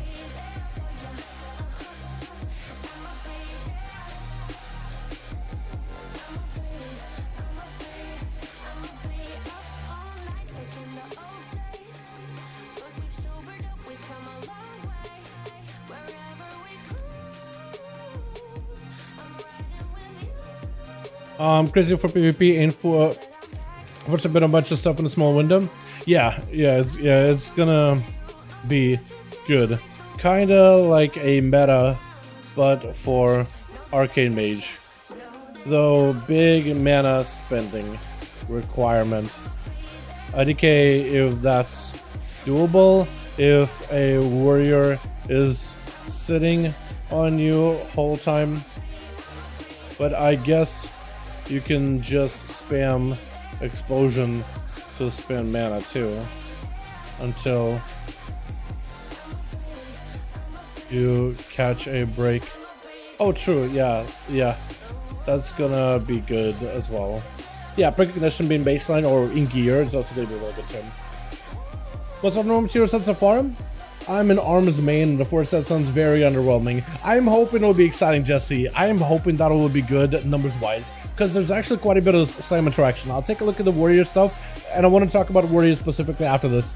Did you see the driver sense? I did! Do you think Priest and Paladin should be swapped? No, I think Priest need a good set. Look, if you look historically, Priests have had a sink and a toilet bowl. Paladins have only had a light bulb at some point in Throne of Thunder. I think the tier set for Priest is amazing and they should keep it. I like the Pally set, But bro, Priest, if you look at them historically, I've had some of the more bleh sets. Like all Mists of Pandaria, it was just like a joke. It was a meme. I didn't like him at all.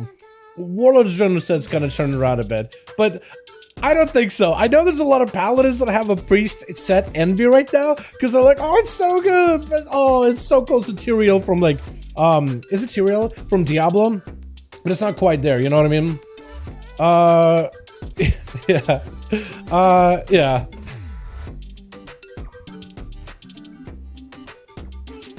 Either way, Dal knows I'm wrong. I mean, if you say so, Parsnip. Yeah, if you say you're wrong, I guess. I'm not really sure what to say. If you say your numbers are wrong, then your numbers are wrong, I guess. But yeah, like I totally get it, but it's like, why does it do this all the time? Every time I log off on a character to log on, it's like, hey, new tab. I'm like, Douglas. But it's like bubble wrap, right? You kind of want to just get rid of it just so you pop in bubble wrap, honestly. But yeah, it's let me go Fire Mage spec. Sorry, I didn't have much sleep last night, so I'm kind of just trying to like stay awake and just like, oh, do this. Reset on Paladin main. It looks so good, the parts, man. It looks so good. But when you take a look at some of the presets, they do have some dog sets, man. Hold on. Hold on. Can I find it? WoW head.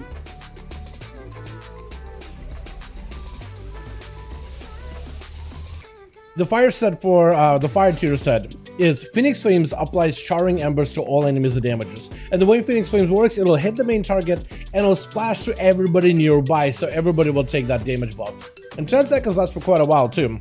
When you directly damage spells, hit the enemy afflicted by charring embers for 30 times, you gain Hypothermia the talent, which makes it so that your Flame Strike and Pyroblast are all instant casts, and then you just keep blasting back to back to back to back. So the way that works is, so at first I thought maybe like you can Phoenix Flames and then Flame Strike and build stacks, but it doesn't let you Flame Strike. It has to be a direct attack like Pyroblast, Fire Blast, Scorches, stuff like that. So you still want to play single target, you still want to play like very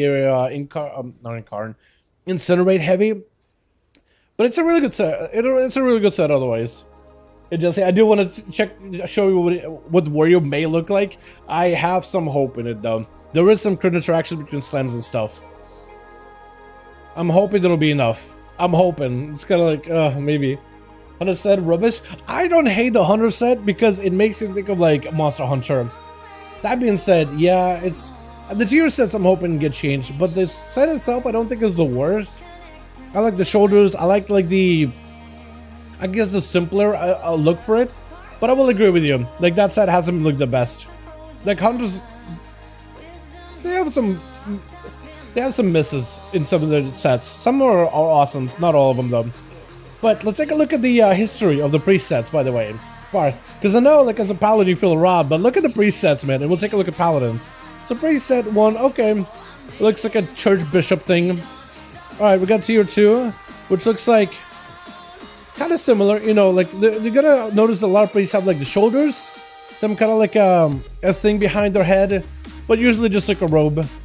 And then you have this one, like it's like a blue robe. It's kind of cool. There's some spell animations to it. And then this one doesn't actually count as a tier, sorta. And then we got this one. Look, priest, you're just like a wings, halo. It's just a white version of this, more or less, silhouette-wise. Then you got warlock who got a gas mask. And then you got a mage who's a crystal warrior. And then you got a priest who's just kind of like, it's cool. Then we got Outland, which is, basically the same set. It's just like now it's a little purple. Not really wings, but like there's a bit of a color now. And then we got, that's a cool set. That was really cool. I love the look of that one. And then this was also pretty cool. The hoodie and the shoulders. Oh, it is nutty. Some will kind of closer to like what the original one was, but I like the color scheme of it. Then we have Wrath of Lich King, where we again go back to what we've done already. Northern Regalia, I don't think is anything special. This one is kind of cool. I thought this was neat. And then this one was like Alliance and Horde colors. And then this one's kind of neat, but I don't know. Like, do you like this? I was like, it's kind of cool, but like it's so, basically it's like a mix of stuff we've already done already. It's okay, I guess. And then you got, you were a kitchen sink. Literally the kitchen sink. And then you were the toilet bowl. with the fire lens, literally a toilet bowl. And then this was pretty cool with the mask. Like, it was alright. Then you got Mr. Pandaria, where I guess you got a nice hat, but like very similar to like the other sets. Mogan Shambles didn't really have a separate set. And then you got this, which I didn't like. I didn't think this was all that good. I didn't really like that bell little thing at the top. And then we got this, which is like, again, like it's basically, it's very similar to like what's already been done. You got wingsy shoulders, kind of like a halo-esque or a back thing behind you. It's very like, it kind of blends together. Then I think Draenor is when they actually got a lot better. Like, this was really solid. Look at this, the mask, the shoulders. Oh, it is this flavor. And then this one kind of goes back to like, again, angel wings or whatever. Pretty lame. Then we had Nighthold sets, which are like, okay, so it's a start. Oh, mythic upgrade, big bishop, candles in the back, more plated shoulders. I like it. Tier 20. Alright, the Absolution set, but redone. Oh, it looks good. That was a good set. Then we have the wings, but then it really grows. And the color schemes are pretty good too. Like the crown, the back, the shoulders, the intricacies of it all. It's actually like, okay, so it's like an ode to the original, but it does develop on that original. There's like all these different little elements, so I think that one looks good. And then from there, they kind of just gotten better and better because, you know, BFA didn't really have tier sets. Then we have tier sets in Sepulchre, which were pretty good. But we're going to do the same thing for like Paladins. I think Paladins have had historically some of the better Mogs. Just in general. Let's see if I can find it. Is it this one? Is it the guide? I think it's the one. So like Paladin sets, man. I mean, the first set, it's a starter. Like you can't look at this one like, how would this set work in the current context? It's like back in the day, you're a Warrior of Light. That's more or less what you were. It's pretty decent. Judgment set, what a slapper. Absolutely amazing. Absolutely insane set. Glorious. Iconic. Literally made the spec what it is. Literally iconic. And then you got the Redemption set. Bro. Literally Warrior of the Light. Power Ranger. I like the look of it. Then we got Justical Armor, which is a decent one. It's a little bit different than what Paladins have had, but it's like the Warrior, but like a crystal themed around you, what you got. Then full Crystal Warrior. Dope looking. Then we got the Lawbringer battle gear. Looks absolutely insane. You got a little bit of crown, you got shoulders. It still plays into the theme of like your Warrior of the Light, but like how do we change it? Where Priest is almost like some kind of Halo-esque back piece, wings your shoulders, and you kind of just repeat that 12 times in a row, what it seems like. But like Paladin, man, it's cool. It's different. Then Wrath of Lich King, you started off with the Valorous Redemption set. Then we head into the Aegis plate. Not a biggest fan of it, just because I don't like that helm and the thing, but it's different. And some people liked it back then, but it still plays it like it's different. There's something new to the table, but still you're a Warrior of the Light. You're recognizable Paladin. Then we got Tyrion set. Oh, that's another good one. So far we are on up and up right now. Honestly, in my opinion, on the up and up, especially this set, looks amazing. Because like it has the skull helm, but like with holy fire everywhere. Oh, it looks so good. It's like, how do we make it so it look like a Paladin? Cataclysm is where I think it took a bit of a backseat. Like you're a Crystal Warrior, like who really cares? This was like a comeback though. Oh, fire, but a Paladin. And then you got this one, also looks good. I like this one. I don't know, wasn't everyone's favorite raid tier. I like this set in general though. Then we got Mr. Pandaria, which is like Tiger. This one is a hit or miss. Some people are gonna like it, some not. Some are gonna say like, you know what, doesn't really feel like a Paladin, but like you got the Pandaria while trying to be a Paladin. I personally like this one specifically, but not everybody's gonna be a fan of this one. I don't remember what the reception was to this set.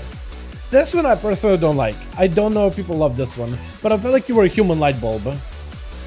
Then you got tier 16, which, oh, look at this, the glorious set. Oh, it looks so good. Then you got Legion.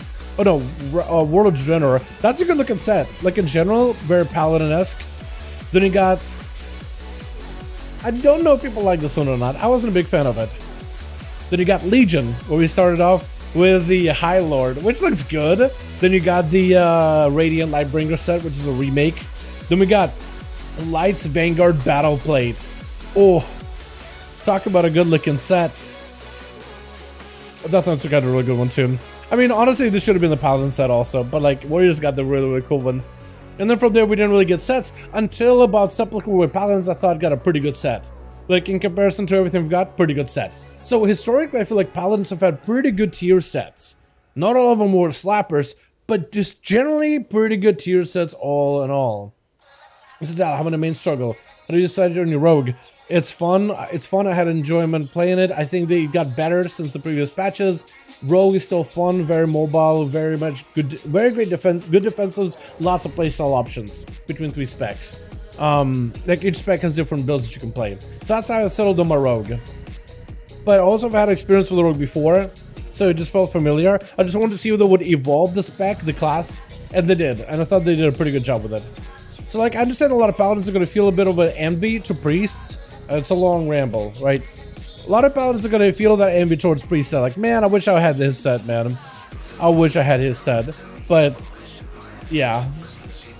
I don't know. New Paladin set looks like a dungeon version of the Judgment or the Call. Yeah, I kind of reminds me of like Dragon Age Inquisition to some degree. Like the Inquisitor Paladins from that game. But also it has a little bit, to me, like the bulkiness. Almost make, you know, like a 40k feel. Something about the color scheme, I think. Has a bit of like a 40k theme to it. But it's not a bad set, like I like it a lot.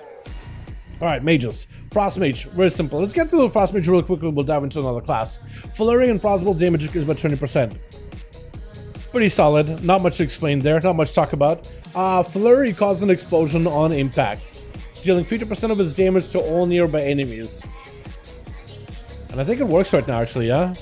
Yeah, Shattered Ice, it does quite a bit of AoE damage. It does do a bit more AoE. Also, you have the Foresight. Casting Ice Sense on a frozen target has an 8% chance to trigger Brain Freeze. So there's a good chance you can just kind of like start dropping in a bunch of damage with flurries. Flurries will probably take a bit more of a priority in AoE too. But you'll probably want to lance a bunch.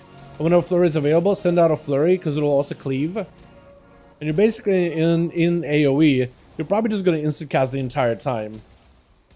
You won't really need to press any other button. Because like Lancin, Lancin, Blizzard, Lancin, Flurry, Lancin, Lancin, Lancin. Give us another AoE here. Rune of Power. Back to Lancin. Flurry. So you're just instant casting the entire time. I don't think you'll actually need to do anything else. Maybe if I can line up a Brain Freeze proc early enough, it will be okay too.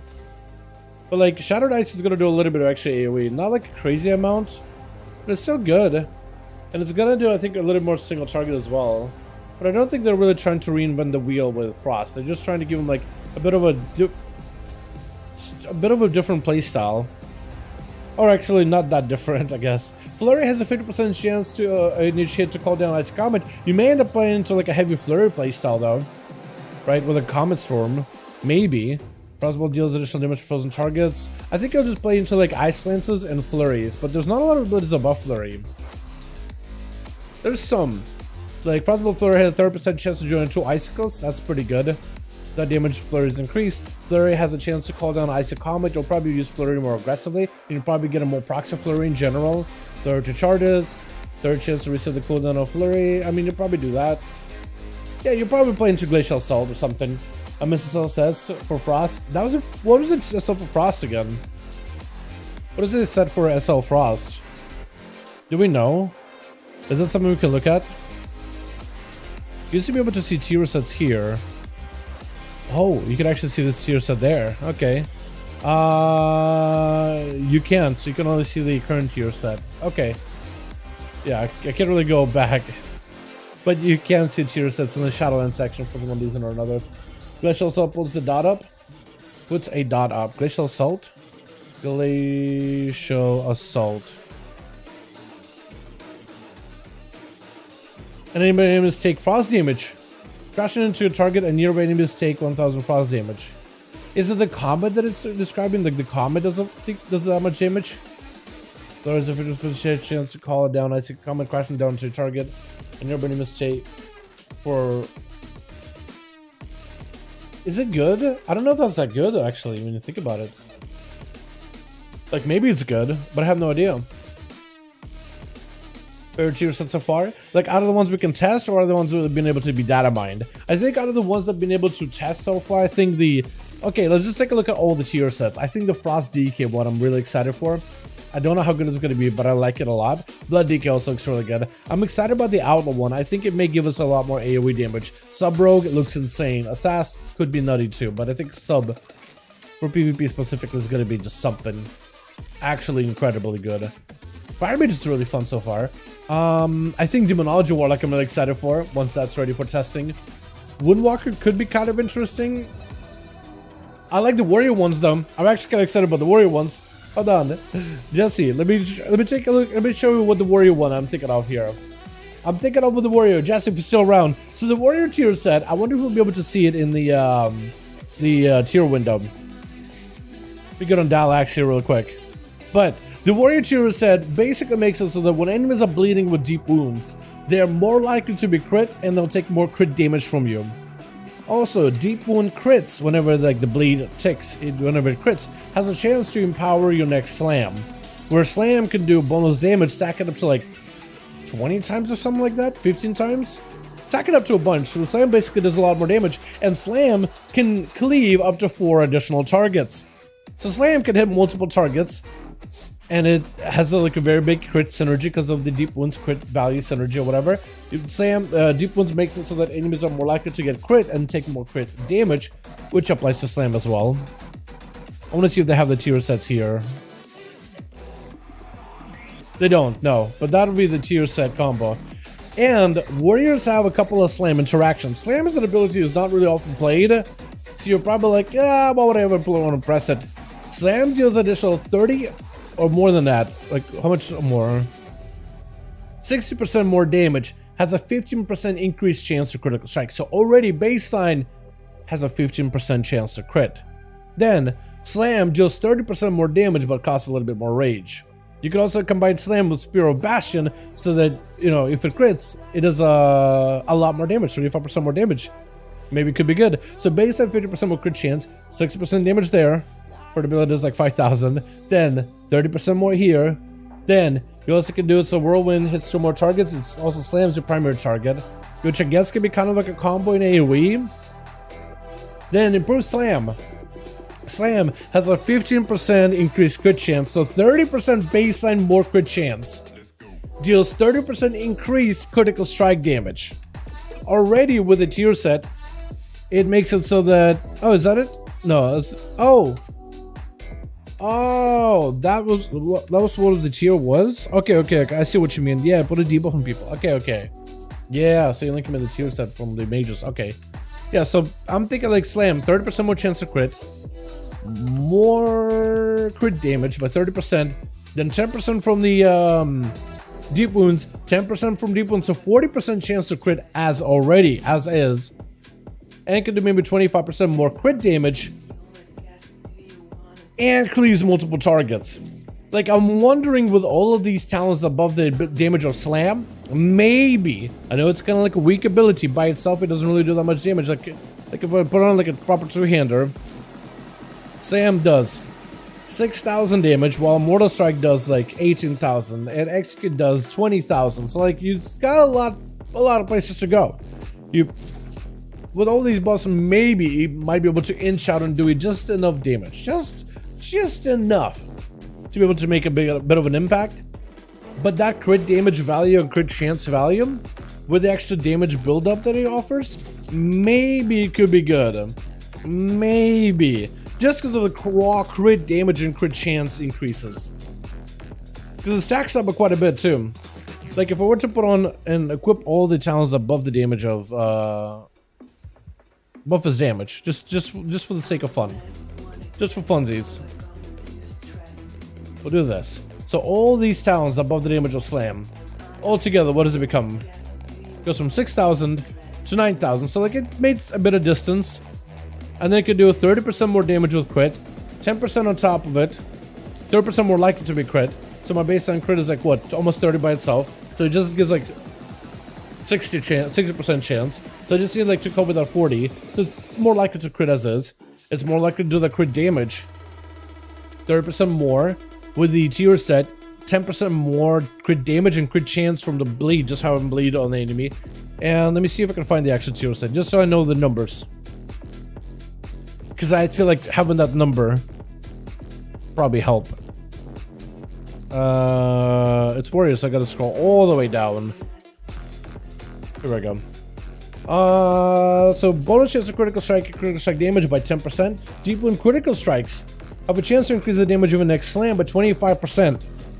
25 stacking up to 10 times. So you're telling me slam at max damage stacks, at maximum damage stacks, could do up to 250% more damage. What's up, Defco?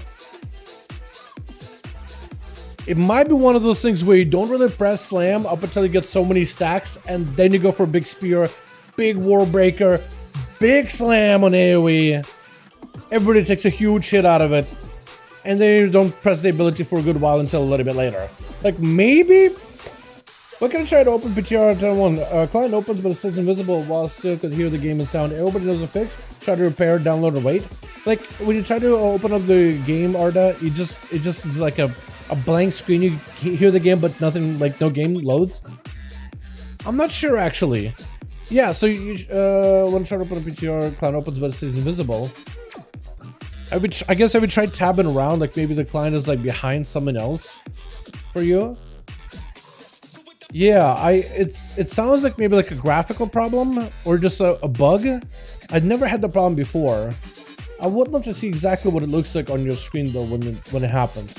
Like it sounds in the game, but it stays invisible.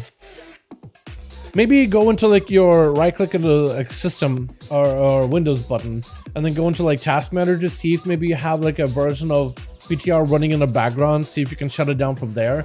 Maybe it's bugging like that. Because it is PTR, it is like for testing and stuff.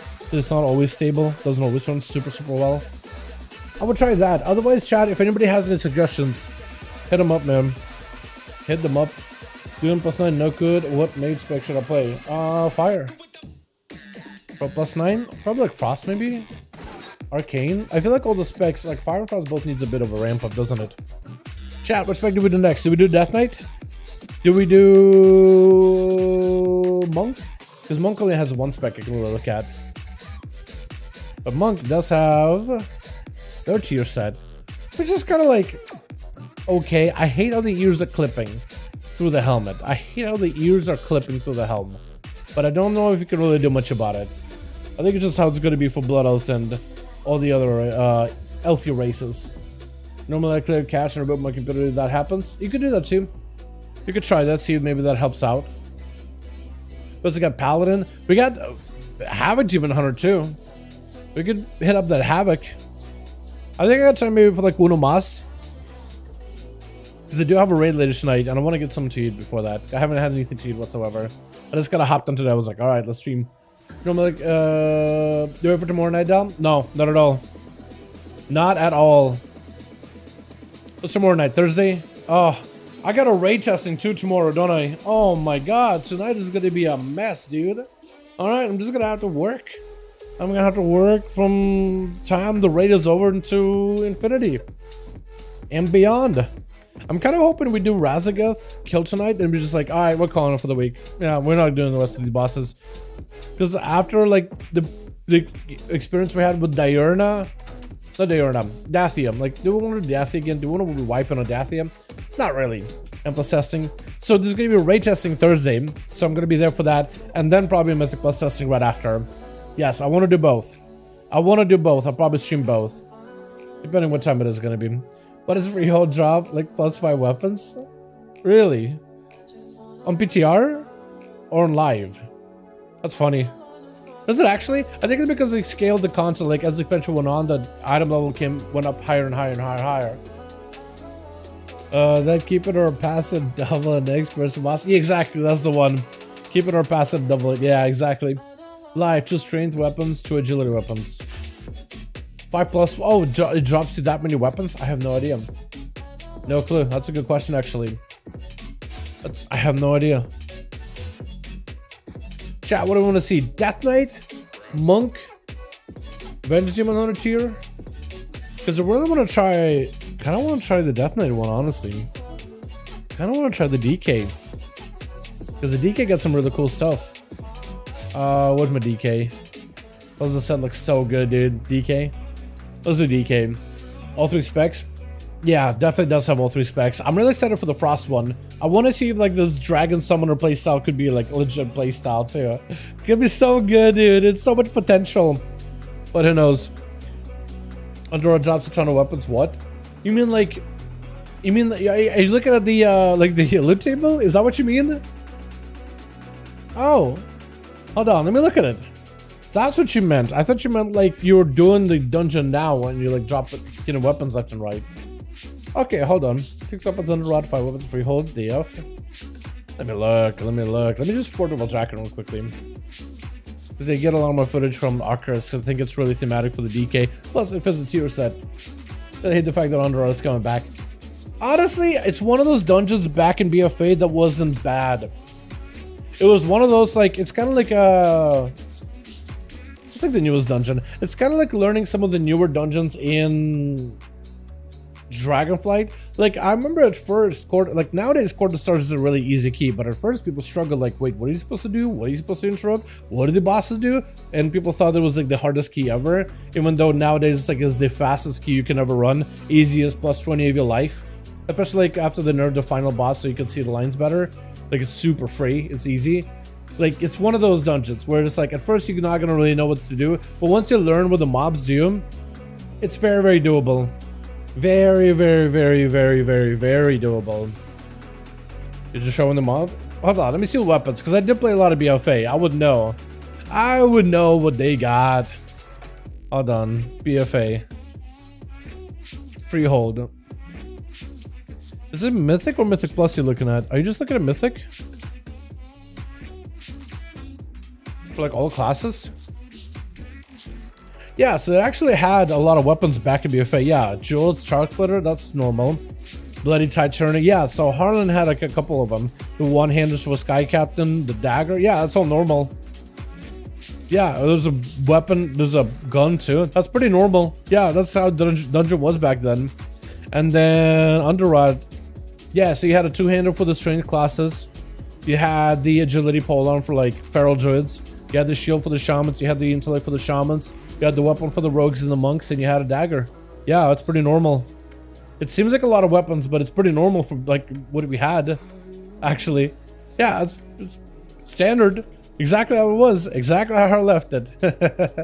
You know, that's a lot. That's quite a bit though, compared to like what we have now. But it's pretty normal for BFA. It's just a lot of weapons were on the list. I wonder if that made gearing easier or harder in BFA. Fist weapon was huge. Yeah, fist weapon was massive, dude. The nature damage was nutty. It was really, really good. So the tier set for Frost DK is very interesting. Howling Blast and Frost Fever damage is increased by 10%. Your Rhyme-empowered Howling Blast reduces the cooldown of Frostworm's Fury by 2 seconds, so it makes you want to play into Frostworm's Fury playstyle, which is where you summon a dragon that rains down destruction upon your foes, and with Absolute Zero you can reduce the cooldown by half. So instead of being a 3-minute cooldown, it's a 1.5, which makes the tier set even better. After consuming 15, I don't have enough fingers for this, Rhyme-empowered Howling Blasts, you call down a Frostworm's Fury on your target for 100% effectiveness. So you call more dragons. So you basically want to play a playstyle where you get to play into Rhyme a lot more often. One of those talents is Rage of the Frozen Champion. Obliteration has a 50% chance to trigger Rhyme. Howling Blast generates more running power. So you want to play every ability that can give you a Rhyme proc as much as humanly possible. So I think you're probably going to want to play into Empowered Rhymes, maybe? What do we give up in this row, actually? I think Howling Blast is fine. Cooldown reduction is fine. Is there a way for me to amp up Icebreaker a little bit more? Because I kind of like the idea of like Rhyme, since I'm going to be using it a lot.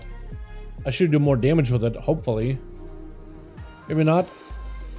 Maybe not. So you're kind of just hoping to get a lot of procs of Howling Blast, though. So you can call the dragon a lot more often. So we'll try like this in big AoE situation. We go name. If I can see things a little better. Hey Tyven, I haven't done the quest with Tyven. I need to do that. Alrighty. Is my build right? Probably close enough, right? Probably good enough. So I'm kind of hoping to get as many of those Rhyme procs when I can. And I'm trying to use those Howling Blasts as soon as they're available. What's my damage like? Oh. Okay, that works. Howling Blast? Howling Blast again? So how many of them are up to? 16? Frostrooms approaching?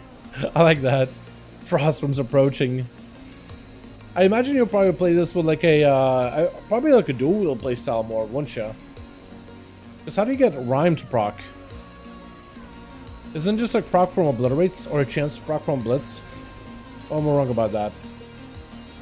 A Blitz, and I think maybe certain other abilities also have a chance to proc it. But I think it's mostly a Blitz though, right? Now I'm getting a lot of procs. Let's take a bank up an extra kill machine, so that's nice.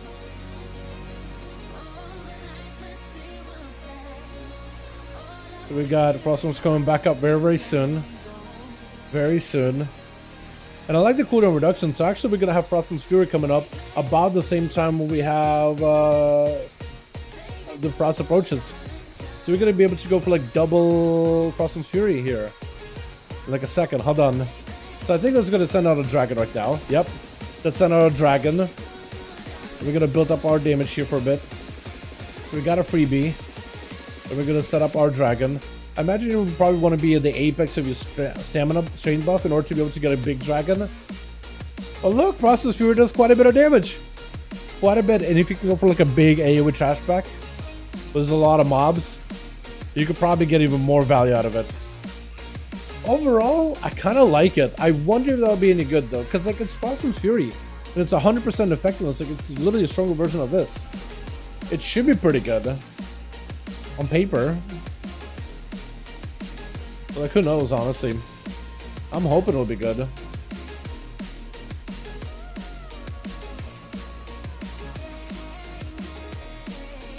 But we'll see. I like that someone plays Zelda just thematically. Hey now, where do you get the seeds from PTR? So there's a vendor in Orgrimmar and Stormwind that you can just kind of talk to, and he can just give you the tier sets. You gotta like buy what, 5 pieces of them. But you gotta copy a character first and go to the Orgrimmar or Stormwind. And hopefully he'll be there. Rhyme. So Rhyme. Obliterates a 6% chance to cause the next Howling Blast to not consume Ruin and deal 300 damage. So you do want to Obliterate to get these. Okay. Let's really all about them a Blitz. So I want to see if I can set up like a big old Wrath of Frostworm here.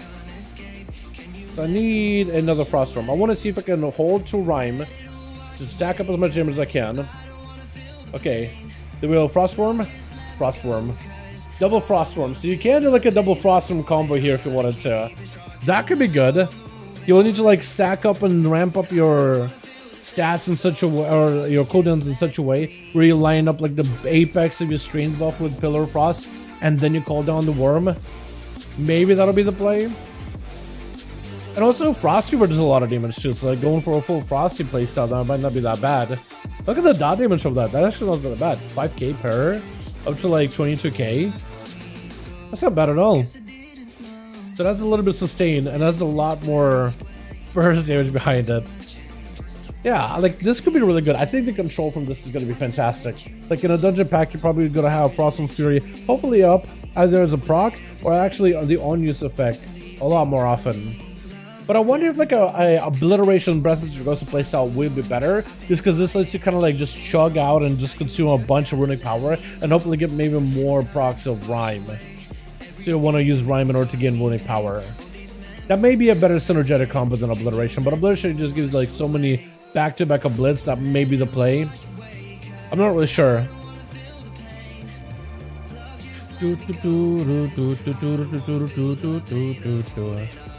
I do wonder how you'll end up playing it though. But it's pretty cool. I like it. And then you got the Unholy DK, which is kind of like... Unholy DK tier set is very much like an auto attack based one. It's very plain. It's nothing super special, to be honest.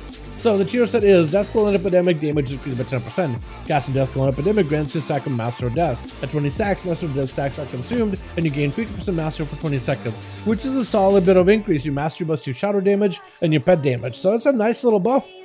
When Deathcoil and Epidemic consumes a Sudden Doom proc, you gain 2 stacks of Master of Death, or the mastery bonus is increased by 25% for 5 seconds. I guess if you like already have the buff active. Well, if you're already inside of your Master Death like buff window. So the way to maximize it is you'll just play auto attacks, right? You'll play into the Ghoulish Frenzy in order to, whenever you pump up your pet, you auto attack more often. So you can get more procs to Sun Doom, which activate from auto attacks. You'll run Icy Talons to get more procs, and you'll probably run like Harbinger of Doom. I wonder if like Cleaves of Death Coils give you more procs, but I don't think so. It seems like every time you... Oh, okay, that crashed. It seems like every time you cast a Death Coil, you should just be able to get a stack of Master Death. I don't think it's like per target hit by Death Coil. So I don't think you can like game it like that or anything. But yeah. So that's pretty straightforward. And then Blood DK is also really good too. Blood DK is Vampiric Blood Play style. We crashed and it's not loading. Give me a second. I believe 100% effectiveness would be the same damage as normal Frostman's Fury. Is that what it is? I thought it was 100% more effectiveness, but who knows, honestly. Even if it is like the same damage of Frostman's Fury, that's still pretty good because that's the second Frostman's Fury that you get to use. So basically you're maybe hopefully doubling up Frostman's Fury uses, which is pretty good. Either way. Oh no, is I hated the place more likely? I hate the place when it comes back? Oh yeah, for sure. Yeah, visually, like if you didn't enjoy it that much, yeah, I doubt there's gonna be much that I can like tell you to like convince you to like it. If you didn't like it back in BFA, there's a good chance you're probably not gonna like it now. And they got Niffin renowned. And Niffin can give you flight stones. So it looks like flight stones you might be able to get on like, maybe they'll have flight stones ready for testing on PTR because you currently can't get any flight stones or any of that other stuff whatsoever.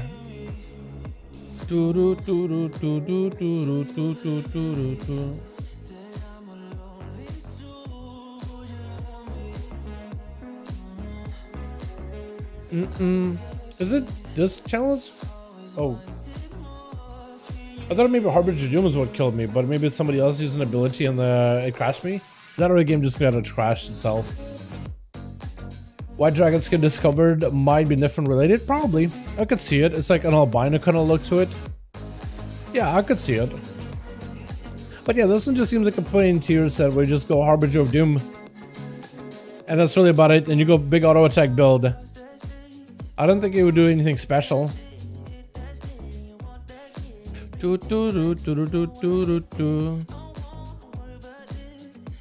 Yeah, I don't know. It seems okay, I guess. But it seems like very, very kind of boring to some degree. Beyond specs so boring to play these animals so much, but they're playable. Wait, I like the animals so much, but it's so playable. You don't like it? Oh no. Have you tried marksmanship? If you don't like BM, maybe you like marksmanship instead. Alrighty. I guess we'll try to see if we can just, I guess, cleave AoE and stuff.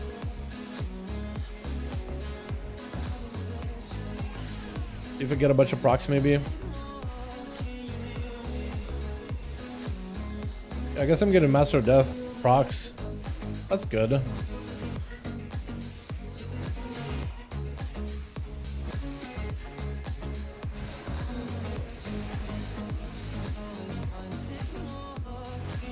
And eventually do get a big mastery buff. But maybe you'll want to delay your pets because of that mastery buff. You may want to delay your pets because of the mastery buff actually, huh? So you want to manage your runes maybe? I don't think you would actually do that, would you? Oh, here we go. Here's the death dealer. Masters, it could be 50%. I guess it could buff you like shadow damage too, couldn't it? It's not really buffing my damage like that though. Or is it? Maybe? Maybe it was. Didn't notice it.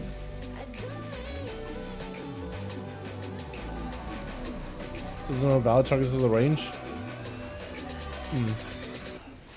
Over a lot of running power. Yeah, so you just gotta like auto attack. It's very passive. Maybe there'll be some stuff you'll end up lining up with cooldowns, I guess. Just to make sure that all these like can line up together with that mastery buff. That's about all I can really think of. Okay, I want to see if I can get myself a proc of auto attacks. Sudden Doom proc, maybe. Sudden Doom? I just want to see if this becomes like actually like 25%. Is Sudden Doom procced? It didn't buff the damage by 25% like it says in Tooltip. Because Tooltip says it's supposed to buff the damage bonus to 25% for 5 seconds. But it didn't do that. Huh. Maybe it's supposed to do it internally at some point in the future. But right now it doesn't actually do that. 11 use the code options in the game. Hello again, fix my problem if anyone's interested. D3, D11. So, oh, you the DX11, yeah? Use that code options in the game. Okay, so you had to drop the game to DX11. Sounds good. Well, glad you got to fix, my guy. Reblood doesn't give umbilicus material set. Does it not? I feel like it's supposed to. I feel like it's supposed to, man. It should. It totally should. How good would it be? There's no way, man. Wait, so if I go blood, it won't give umbilicus? I'm actually kind of sad. That feels like such a good interaction. Never feels like it should. Yeah, it feels like it should. Let me see if I can see in my health bars. Okay, so randomly when I use abilities, I have a chance to proc blood, yeah? Oh, check 10% chance to grab blood. Okay, we'll just do that. When I use my weapon, does it give me a chance to proc Van Blood? Maybe? Because it is 3 hits. 3 separate Van Bloods. I want to see if I can get Van Blood. It's like a 10% chance. It's not the highest, but it's not the lowest either. Van Blood.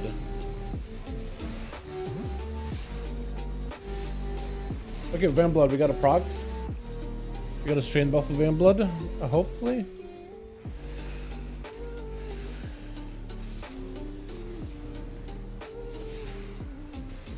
I think we're supposed to have a strain proc, but I didn't see where it was.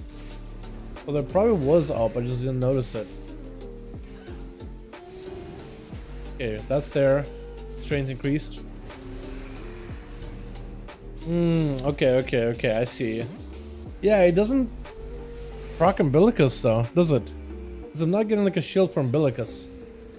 What does that shield look like actually? Hold on. So proc umbilicus. A proc and shield. Umbilicus absorb damage of plague. Okay, so that's the buff that I am looking for. So if I remove umbilicus, I'm looking for blood. Trying to see if I can fish it. Fishing for Van Blood. Because umbilicus is a buff specifically. It's there, but yeah, no umbilicus. And when it expires, yeah, I don't get the shield for umbilicus. Yeah, I feel like that should work. I feel like that should work together because that'd be really cool if they gave it a shield. Reroll material, whatever it did. I know, right? That'd be lame if it didn't. I mean, I guess like the extra defensive is fine and strength is good, but I feel like that talent interaction needs to be there, man. That'll be so good. Yeah, that needs to be there, because then you'll be like a full dot playstyle. What's the Forbidden Rage being released in live? When it's Forbidden Rage, that's gonna be next week actually. This reset, Morgan. It's gonna be what have we seen friendly nameplates? It's gonna be Tuesday for NA, Wednesday for EU. That's when patch 10.07 drops. So that should be out hopefully sometime soon-ish, maybe? It shouldn't even be maybe. It's actually gonna be soon. I don't know why I added the soon-ish maybe. World boss! Ah! Flight stones! Oh, they added like a new button. Look, you can just gotta go to Zarla Caverns by clicking the thing here. That's neat. That's a world boss! Give me that. Where are you? The hell are you? Oh, wait. Oh, they won't even show what it is. Oh! Vakan and Golna. Granola. I don't have gear. Damn it. Empower rivalry. Golna and Vakan's rivalry is so potent they gain strength while within 15 yards of each other, increasing their damage done. So you want to keep them separate. One take keeps one, one take keeps another. One does fire damage, the other does shadow flame damage. Cool. Is there a tank swap? Probably is a tank swap for these 4 bosses. That's neat. Cool new world bosses. I'll take it. I want some of those. Oh yeah. Love it. Wait, first a raid has Kellogg, now is a robot named Granola. Granola bar. Yeah, that's true. Literally, it's Galona, whatever her name is. I like granola. Golna. I like granola. I like granola bar. Vakon and granola bar. Oh, this mount is, I love for this. This is gonna be a mount, right? Or like a variation of this is gonna be a mount. This looks so good. I do wonder which, how they have a schedule, right? Like, which boss are getting tested this week? Does it say? Because I know it's not, they did say they're not going to do Sakareth. They did say they're not going to do Scale Commander Sarkareth. Similar to how they did Razagath. They're not going to do this one. Want to work a battle for breakfast? Dude, honestly, I'll take it. I'll take it. Yeah, so Blood DK, I'm hoping that the Van Blood thing is going to work. It just makes sense like it would, right? Why wouldn't it? But maybe it doesn't. Which would be really, really sad if it didn't. But who knows? Who knows, boys? Who knows? So there's also Paladin set, the Monk set, but they're kind of limited what they could do because there's only a few specs that can really have them. But that's really about all the sets for the most part, chat. We took a look at the Paladin and Holy Paladin thing last night a little bit. The Monk one is like a very cool one, but it's very like a auto attack set. We can take a look at those like when more sets come out, though. Like when more like Mistweaver sets. And the Windwalker sets around, like we can test those. We'll also take a look at Brewmaster Monk as well. And once the Red Pally set is ready for testing, we can also take a look at that one as well. Once those are out. I'm hoping we'll see the Warlock set next, as well as the Rogue set. I'm really excited for those two. And the Warrior set. I really want to see that Slam thing. I want to see if Slam could do giga damage, because I think it would be hilarious if it could. I would love for Slam to just be like a big one-shot. Like, once all the tier sets are ready for testing, I would love to see how the burst of each class is going to be. Larissa, how you doing, fam? Yo, Dal, I haven't caught you in a while. How you doing? Larissa, what's time to pop in? Because we're just about to end, dude. I was about to get some food, get ready for the raid, get some work done. Get ready to test out the Resto spec. Already got the ideal build for it? Yeah. That'll be awesome to see. I wonder if I'll have any more sets available. Good on you? I'm doing great, Larissa. I'm doing good. I'm just raiding a lot, working a lot, not really sleeping much. Going for the next patch? Yeah, it's coming out this Tuesday. I'm excited for it too. I think the new Zone Forbidden Reach is going to be fantastic. I got a lot of vaults ready to dive in, get a lot of gear, start diving into endgame stuff, get the rings or whatever. It looks like so far Rogues may not even need the ring, the new one from Zarakath Ruins, but I definitely want to get some stuff and mess around with it and get some of the gems for that ring as well, if I can. Marksmanship is cool, but I love the image of the hunter with a strong pet around him. But yeah, too boring. As of course, Camille. But yeah, the tier set for 10-1 doesn't look like any more interesting than currently is. It's just like raw damage increases and some cooldown reduction for the Bestial Wrath. Might be good numerically, but like, yeah. I'm sorry, man. Maybe it gives survival a go. Maybe like, I know it's a melee hunter spec, which is weird, but it has a lot more pet interaction, and it may give you that pet gameplay that you're looking for, Camille. I feel like there's quite a bit of emphasis on like that one pet, especially if you play like the spearhead build, like you and your pet attacking together. It's pretty cool. And down tiers are looking good. A lot of them are looking good, like physically, attractively. Yes, a lot of them are really good looking. Hell, even the Paladin one I think looks fantastic. I like the way it looks in general. But like, if you mean the bonuses, some are kind of exciting, some are pretty plain. We'll see what they do with some of these. Like the one that I'm kind of like lukewarm about is the Monk set, just for the looks of it. But yeah, even the Demon Hunter is kind of okay, except the chest doesn't work, so I have like a different chest piece. But I think the pants are part of the set, the belt is not. But it has a very like, a very Demon Hunter Legion with some draconic stuff around it. It's a pretty cool one. I think the Vengeance Demon Hunter, once that's ready for testing, that one will be really cool to look at. I like the Mage one too. I think that looks neat. And the Druid one I think is fantastic. Wait. This one? Yeah, this one. That's the one. Oh, I love the little wings in the back too. Like you move them and kind of flap. Oh, it looks so good. It's not a cloak. It's just like a part of the shoulder. But it's pretty unique like that. I want to see the Priest one. Like once the Priest set is available, it's going to look so good, man. Show Priest, please. I can show her what the set looks like. Like when I can like put on the armor in the preview, but we don't have the actual set available for like testing yet. But I can show you some of the different like recolors for it. I'm surprised by the recolors. I think they're gonna adjust them, but like the LFR recolor looks insane. It makes me want to get it. But it has like a Tyrael, Auriel kind of mix of like Diablo characters. It looks fantastic. Like the shoulders are even like they got like movement to them. Like as you move the character, the shoulders will like sway with you. Oh, it looks so good. Dude, literally won the Transmog competition from the tier set. Priest wins that one. But there are other ones that are really good too, like the DK one I think is really good. The Warrior one I like a lot. Not everyone is likes that one, but I think it looks so good. The Rogue one really looks like Shredder from Teenage Mutant Ninja Turtles. Like, I can't complain. And I kind of like the Hunter one too. Like, it gives me like the vibes of like Monster Hunter. Shaman one, the helmet's kind of give or take, but like the rest of it with the dragon shoulders, oh, it looks so good. Again, the helmet's kind of whatever, but I can almost forgive it. Paladin I actually kind of like. It makes it like a Dragon Age Origins. Alrighty, let me show you. So what do we have? We have the so this is the normal version of the raid gear. That's the normal version apparently. Look at that. Oh, so many swinging bits. Looks so good. This is the raid finder version. I like this one. The blue. My god, it actually looks so good. The heroic is just red. Just red is dead, bro. It looks so good. And then mythic purple. Look at the dude. Even the eyes have a light up. Oh, it's gonna look so good. I want to know what the PvP one is gonna look like. What recolors do we have for PvP? Oh my god, it looks so good. Oh, it is just great. It's glorious. And it's detailed too. Like there's like lines around like the mask, the sides, even though you can't really see them, but like there's details to this thing.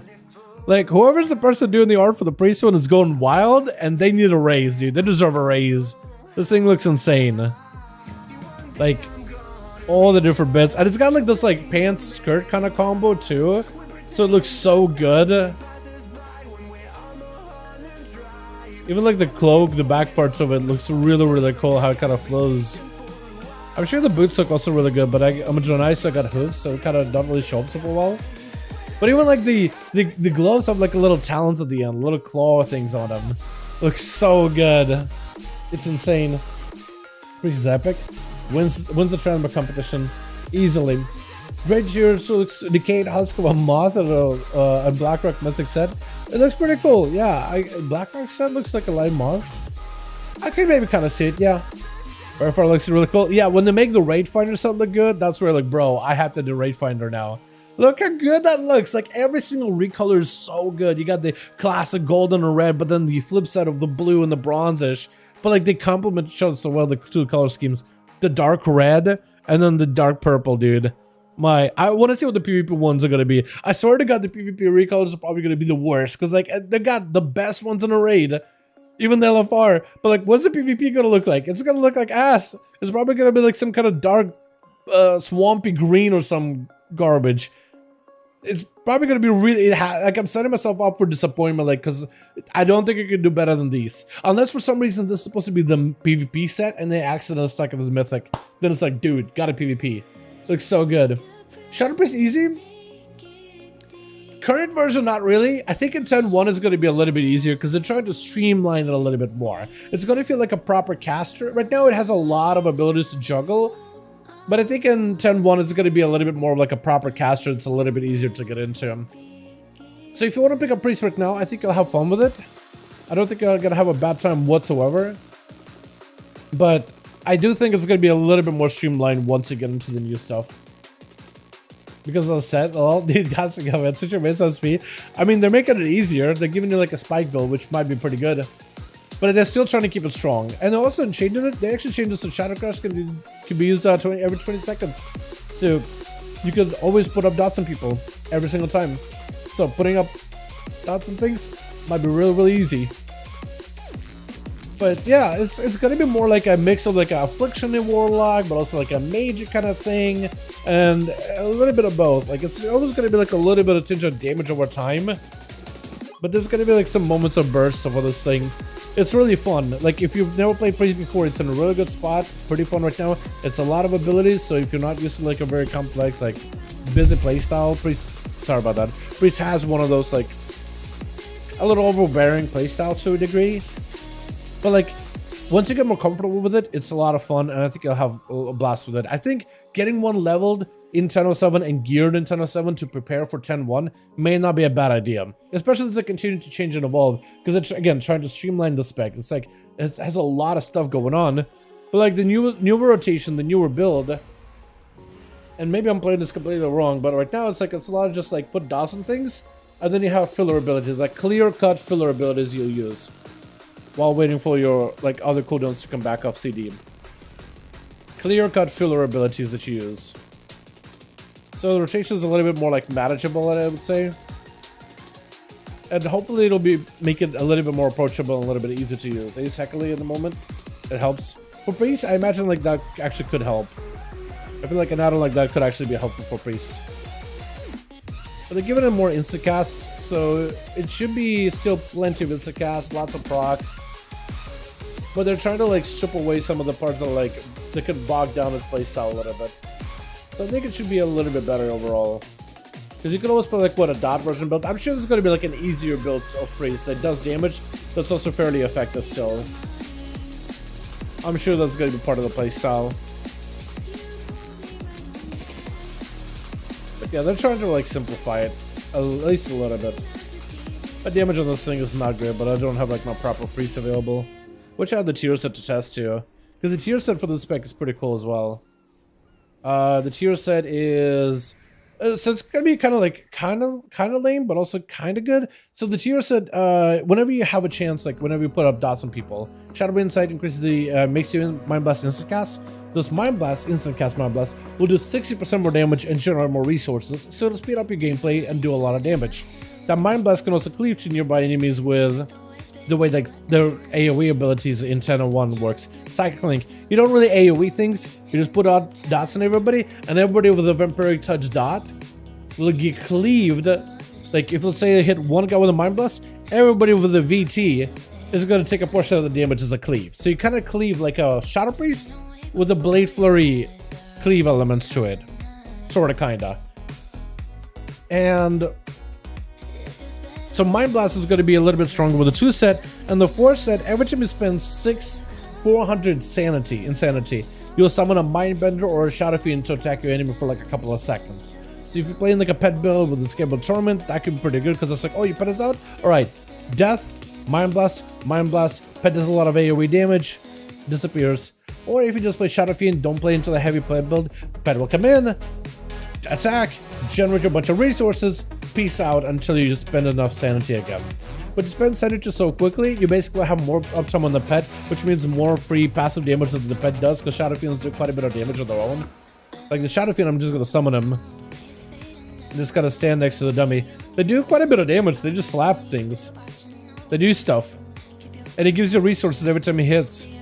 Like I naturally just am generating lots of insanity. So you're just gonna be summoning that guy a lot more often. So it's pretty passive. And there's ways to play into it. Like again, if you play like a pet focus build with a Scalable Torment, maybe even all the way down to Idol Visharaj, there could be some cool interactions there. Or if you just decide to like, you know what, I just kind of want to let him appear once in a while, but I don't really want to play that pet build. I think the resources they provide and the extra damage that they provide is also going to be good too as well. So again, another way to streamline the process, streamline the spec a little bit. Seems way easier. Yeah, this definitely does seem like a way easier. I do wonder, like, because it's still a work in progress, they may adjust it, they may add more complexity back into it, but like what we got right now, it seems pretty, I would say, approachable. I would say this looks pretty approachable, but I wonder if it'll stay that way, because it could turn it around, because there's still a lot of people like commenting, giving their ideas of like what the spec could be doing, how much, if it could be improving or whatever. I think at the end of the day, people just want to be able to play a good spec, and they want Shadow Priest to be the best that it can be. But it should hopefully be a little bit more approachable for like players that don't really play Shadow all that often. Oh, there's also another talent here that I have. You can actually make Devouring Plague damage increase, and Devouring Plague deals damage over 12 seconds, setting constantly by 25. So you can have like the dot last longer, so you can really utilize your mastery for a lot longer too. That could be kind of interesting actually. That could be pretty good. I kind of want to try it now actually. Hold on a second. Can I just do this? Do I need that Mind Blast stacking up to 10 times? There's a good chance of a Mind Blast 10% stacking up 4 times. I don't think I really necessarily need that. So what else can I pick up? Cthulhu? Maybe? Yeah, we could pick up Cthulhu with that actually. That could be more resources. I want to try that real quick. I want to try this combo. Let me do one of these. I'm gonna put a big DP. So now Dalaran Plague is basically on the enemy the entire time, and I get full value of the Insidious Ire, and then I have to refresh it as much. And I got a little tentacle spawning in. This is gonna give me some resources. Hopefully I can refresh DP soonish. Well, it costs quite a lot actually. Quite a lot on resources. So maybe I'll need a lot more haste for this build then. Huh. I mean, that could be good. You basically just get a little bit more value in your mastery. Or prolonged value in your mastery. Like, that could be kind of good. That could maybe be easier to play into. Where Dalaran Plague just deals a bit more damage over a longer period.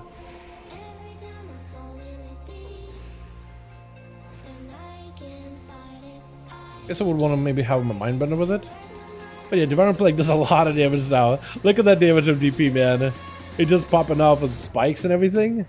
And then Mind Spike Insanity. I mean, Mind Spikes do a lot right now. Look at that dot, dude. It actually lasts for quite a while. Look at that thing. Oh my god, I didn't realize it would last that long. That's kind of neat. Huh. But is that instant damage DP, or is that just the dot damage of DP? Hold on. Reduces insanity cost, or increase the damage of Dalaran Plague with 20%. Dalaran Plague deals this damage over 12 seconds. So it's the same dot damage, it just like it extends it over 12 seconds. So that actually might be better. Because that seems to like last there for a while and do damage and really roll for a while. That might be the play. That might be a little bit easier because then you get full benefits of mastery. Shadow-based mastery is a little weird. Like for every dot you have on the target, you do more damage to them. So you gotta have Pain, Vampiric Touch, and hopefully Dalaran Plague to do the most amount of damage. So when you have a longer dot, that might let you use the mastery for a lot more. Hey Dal, what's up, Liam? How you doing, my guy? I hope you have a good one. Yeah, Shadow Priest I'm really excited for. Disc Priest and Holy Priest. Their tiers seem kind of like plain, but not terrible at the same time. Like they might be okay too. I'm really excited for the Rogue one though, because I feel like with Rogue, we might actually be able to have some AoE. Finally, for the first time in ever. Because right now, like, we don't really have much, like, we're capped on AoE, but like, with a new tier set, we might be able to use abilities like Blade Rush, which hits everything around us, puts up the tier set for AoE, between the eyes, and everybody with that tier set bleed, pops, and it does a lot of AoE. Really interested to see how overcapping on comp points for will work. So the way that it works, I can actually display it to you right now. Even with Berserk. So the way that it does, it'll like count the comp points you're collecting beyond Berserk, and it'll just add you as a buff. So when you bite, those comp points get reintegrated back into like your feral playstyle. So I can show you really quickly what it is gonna look like out. Give me a second. I could do that. It's kind of like if you ever played with the Rogue talent of Anticipation, it's very similar to that. Because Anticipation did the same thing for us back in the day. You know, weak aura? Not necessarily, there is a buff, but if a weak aura, if you want to like basically move that buff and make it a weak aura that is more centered on your screen, you totally can. But it is a buff that is displayed at like the top right of your screen. Let me go Feral Druid here in a second. What leveling do you recommend? Questing? Questing is good, dungeons are good too. I would just do like easy, I would just do whatever's easiest, whichever one you prefer. If you want to level through battle guns, you could do it as well. I think questing is pretty quick though, pretty easy. If you're gonna level through questing, like if it's a new character questing a dungeon, one from somebody, either or, I would do both. If you're like a healer or a tank, you could just spam dungeons if you wanted to. I would do, like when you get through the Dragonlands, if it's your first time playing, if it's your first character, I would recommend doing the main story of Dragonflight all the way to the end. So I would just quest all the way to max level and do the main story the entire time. If it's the alt, you could do whatever you want to. Dungeons, I feel like are fairly quick, in my opinion. If you're a DPS class, you can like queue for a dungeon while doing quests on the side, and I would just do like maybe side quests or bonus objectives. Okay, so the Feral Berserk thing. So I'm gonna get 5 comp points here. 5 comp points. I'm gonna press Incarnation, and you'll see comp points you get stored up as a buff right here. Overflowing power. So you can see like 3 stacks. Those comp points get delivered back into here, as you naturally just build comp points. So you basically get shred, bite, shred, bite, shred, shred, if you want to. bite, and those comp points basically never get wasted, so you can just go into constant rotation of shreds and bites and never lose out on comp point value. So you won't have to worry about it too much. That's more or less how that will function. And then your tier set will also generate your comp points as well once it procs. That's more or less how that'll play out. Yeah, it's above that'll display. If you want to make a weak order to track it a little bit easier, you definitely will be able to, and that'll probably make it a lot easier to track. Mr. Dalaran, God bless. What's up, bot? What's up? How do you, my man? Hope you have a good one. Good, 10 comp points. Yeah, back in anticipation. Yeah, up to 10 comp points stacked up.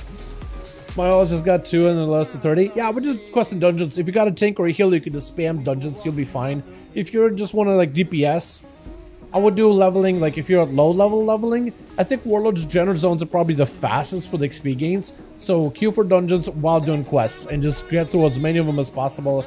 They generally are pretty quick. Warlord's General specifically because of bonus objectives and treasures.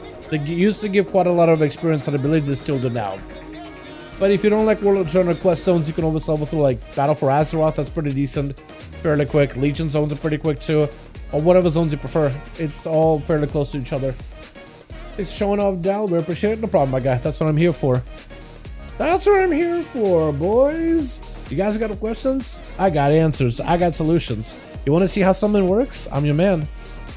At least this is what I try to be. I try to be your man. But you're just gonna have to share. Alright, so yeah, so that's a Feral Druid, how that whole thing works. The overdrawn comp points. It just means you can spam shreds without worrying about overdrawn comp points. Generally, you won't have any kind of overflow, like really bad one. But yeah, that's Druid. Tier sets are pretty cool so far. I like the looks of them for a lot of them. I want to see what the rogue is gonna look like in terms of like how it's gonna play. Hunter one, I'm excited for survival. I'm hoping survival will be good. Hopefully they'll adjust it.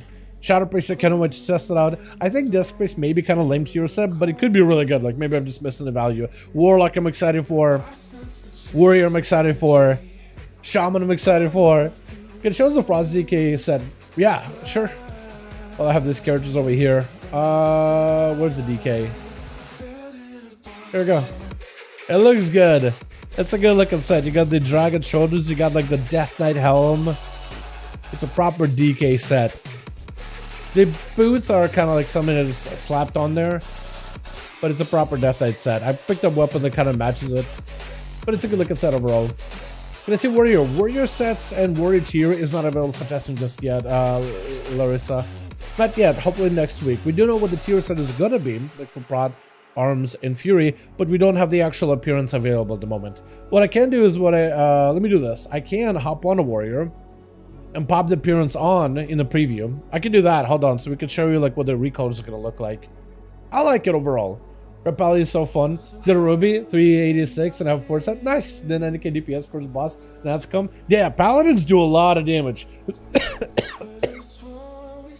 Sorry. Talking, breathing, choking on my own spit. Sorry about that. Yeah, so Paladins was one of those that surprises people. So that's the Warrior set. Has like a very much... Let me swap it to Heroic, because Heroic I think shows off for the best. The belt is missing, but like everything... It's like a knight in shining armor, like a dragon knight kind of look to it. You got the big like Power Ranger type of look behind it. A gladiator type of like face mask with like the holes in it. You got the shoulders with like... I guess the inlays would be. You got like a cloak with it too. Every piece is padded, armored, and multi-layered. You got the dangly bits for like the belt or whatever. Again, the belt middle rift area is just completely missing, but like the belt has a big old buckle on it. I like this one a lot. I think it looks great. Shoulders got a little bit of like a effect to it. I'm not sure if this is supposed to be the heroic set or mythic set, but that's what it says right now. But there's also supposed to be like a couple of different variations of this. I think normal set looks really, really cool though. Like the bronze look with a bit of blue. Okay, it shows the retro rotation. Retro rotation, I get the current one or like the 1001 one? Because I don't really know what the 1001 rotation for retro is gonna be, especially with their tier set. New title called Smelly. Is there really? No offense, but the only DK set for me, the best one is a Sal, is the Ventier set. Yeah, that was a good looking one. The plate one. That's a good looking set. I think the Warlord General and Legion had some really good sets of DK too. I like those a lot. Look at the Castle Northway sets compared to the new set. You mean this one in the Northway sets?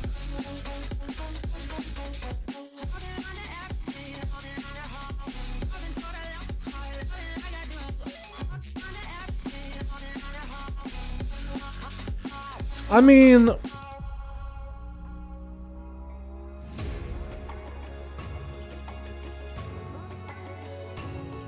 to be honest, like I don't really see much of a resemblance. Like one has more of like this like gothic look to it, and the other has more like a Power Ranger kind of look to it. CN Heroic with a white new tier set. Okay, so like the Mythic versus. Is it this one? No. So you're saying like these are similar? Not really. Like even in the silhouette, like the shoulders, the helm.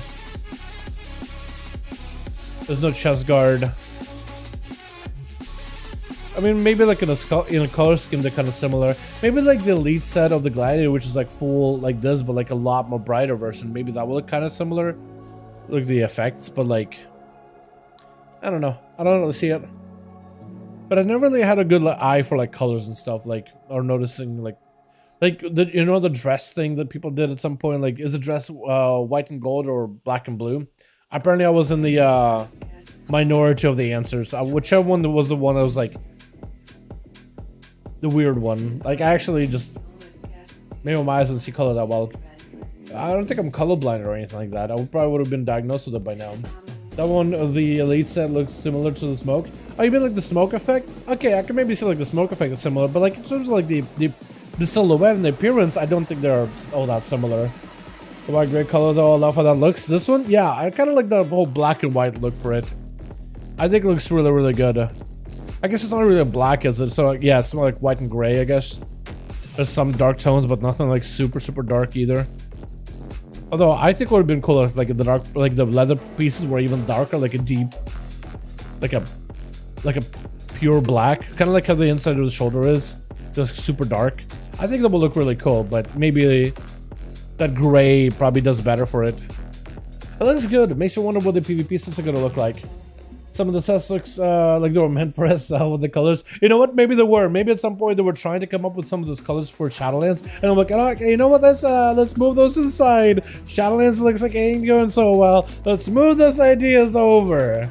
Or maybe they made those sets and like, all right, well, what color schemes do you want to use? Oh, Shadowlands has some really cool like color schemes. Let's slap those in there. Reset. Yeah, imagine if the priest. Yeah, the priest. Maybe. Like, who knows, right? Maybe that's what. Maybe the original dimension, like, you know what? We don't want to add at some point. They're like, move to the side. Let's put that in the vault for now. Let's come back when the game is in a much better state. Let's just fix it. This is the first warrior set that actually looks really awesome. I like this one a lot. I thought this one was really cool too, like the Rock Boy. I enjoyed this one. I thought it was really cool. I know it's a Rock Man, but it gave me like almost like an Iron Man suit vibes, like the big visor in the front. I thought it was really neat.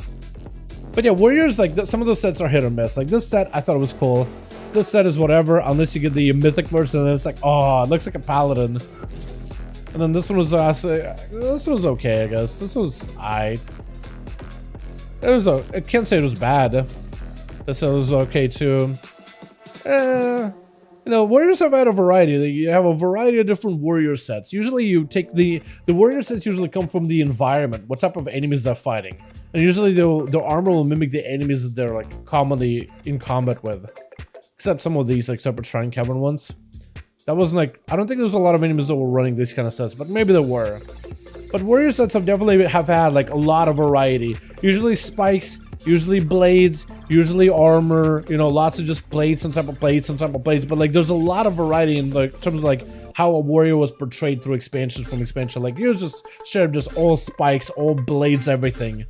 Like, and then this one right here is just like spikes, but like horns and fire, molten, you know, I guess molten hellfire. Then you have the this one, which is like a dragon armor set sort of kind of look. You know, spiky, but very like dragon scale in appearance. You have this set which is just sort of just horns and blades, horns and blades. This is just like a bunker made into a set. Then you have this one, which is just like a rock golem, but a warrior set. What else? This was like the Mogu Protector Pandaria thing or whatever, like almost like you ripped the armor from like the Guardians of the Mogoshan Vaults. This one is another one also like almost like you ripped the armor of the Protectors of the Mogoshan Vaults. Wasn't there like a Cyclops one? Was that it? There was some Cyclops one, I thought. I forget which tier it was. It's like a Cyclopean horse. Maybe it wasn't that set. Yeah, but you know, Warriors have had a lot of variety in terms of like how their sets were portrayed. This one definitely looks really cool. I feel like it's a proper like knight attire. They don't have too many like knight and shining armor kind of look, and this one is like the quintessential knight. And I feel like in the Dragon expansions where you literally your leveling set is this thing, like knight and shining armor kind of look, medieval. I feel like that one is like a more fantasy version. I think it's fitting. I think it's really cool. Plus, it's an expansion about dragons, so like a dragon-like set works too. Venti and Necropalace sets, those are really cool. But I guess so. I don't really look at those sets as like a warrior set. It's kind of like just a plate set. Because like this was like it wasn't really a warrior set. It was just like a plate set. They were looking good. Don't get me wrong. They were fantastic looking, but they never really felt to me like a warrior set. Because they're not really like a warrior set. Because they are what they are a plate set. Like a Death Knight warrior and Paladin could wear those. So I don't really attribute them as like a warrior set. You know, I think that would be kind of very similar to like a what's the warrior? If I could find these things, if I could find the warrior world gear that they're adding, is this a fuse? Zaralek? Hold on, it's a fuse maybe. Stuff. Yeah. I'm looking at them as like this thing. By the way, look at this set, dude. Look at this monstrosity. And I mean that in the best way possible. Look at this absolute monster of a set, bro. Look at this thing. It looks insane. That's a world set. That set you can get from world content. You'll just be doing some world activities, killing world bosses, doing some world quests, and you'll be able to collect this entire set, dude. Like, they basically were like, how big do you want to make the shoulders? And the answer was yes. Like, it looks insane. Looks so good. Wait, let me do this so you guys can see it probably a little bit better. It looks so good. But that's like a plate set. It's not really a warrior set. It's like just a plate set that anybody could wear. But it looks so good. And like clothies, leather, mail all have like a similar set like this, dude. It's so great. Ready for fighting dragons? Yeah, it looks good. It looks look at, that's what I really like. Like they did such a good job with the gear. Talk about like getting world gear, man. It's so good. God. It's great. Mythic Taurus for an expansion when one whole planet, a spaceship, was extremely tame for the warrior set. I like the mythic version. Yes, I think the like heroic, normal, LFR version were really tame, but like the mythic version was cool. But getting the Paladin look-alike set for warrior in Antaurus, I thought it was awesome. I thought it was really, really cool. Like, look at this Juggernaut battle gear. Like, the heroic is like, whatever, right? But look at this, you're like, the hell is this? Like, I'm not sure how I feel about it. I never liked the color schemes either. I thought they were really ugly. Like, maybe LFR was kind of okay. And then there's this one. Like, this made all the difference. The bulk. Absolute bulk, dude. Everything is just, like, large. Everything is so large, almost, like, ill-fitting. But it looks so good. I was a fan of that one. It was really, really good. Alrighty, boys. Yo, thanks so much for coming by. Tomorrow is what, Thursday? What's today, Friday? Today, Wednesday? It feels like a Thursday. Today's Wednesday. I got a raid to get to in about 30 minutes. I gotta get some food as well, and I gotta get some work done too. Thank you all. You guys are wonderful, beautiful. Thank you so much for watching. I do hope you guys enjoyed. You guys are awesome. We're gonna be probably streaming some more tomorrow. We got a raid test tomorrow. I want to try to see if I can join it on one of the characters that has a tier set that can be tested. I want to join it. If you guys maybe will join me tomorrow, that'd be awesome. And tomorrow I want to do some Mythic Plus testing. So hopefully we can get some of our boys tomorrow and do some Mythic Plus testing. I would love to try it. Try the Freehold. Try maybe the Understank. I would love to do the Vortex Pinnacle, but I don't think we can do that. I would like to do an Altharian. Maybe Bracken High too. If we can get like a group together with like a tank and a healer and a couple of DPS, that'll be wonderful. You guys are more than welcome to join us at PTR tomorrow, by the way. So if you have a character, copy it over, grab a tier set. join us in PTR. No gear required. Probably will let you like scale your character inside of these instances. I just kind of want to try some of these mythical dungeons with the tier sets, see how they do. And I'll hopefully have some characters set up and ready to go try some of these builds. But yo, you guys are awesome. Thank you so much for coming by. Thank you so much for watching. And I'll see you guys all tomorrow for the raid and dungeon testing. Alright, everybody. Take it easy. Peace.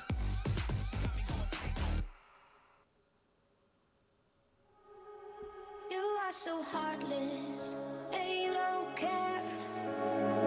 And I don't even know what I've been fighting for. You got me hoping, and you don't care. And I don't even know what I've been fighting for. Every time I fall in the deep, and I can't fight it, I can't fight it. You wreck my mind, I'm losing my sleep. And you know that it's all that I need, so don't leave me alone. La la la la, don't leave me alone. La la la la, don't leave me alone. I know it's reckless, but I don't care. You're dangerously close and I keep going on. You keep me fading, and I don't care. 'Cause I want everything that I've been running from. Every time I fall in the deep, and I can't fight it, I can't fight it. You wreck my mind, I'm losing my sleep. And you know that it's all that I need, so don't leave me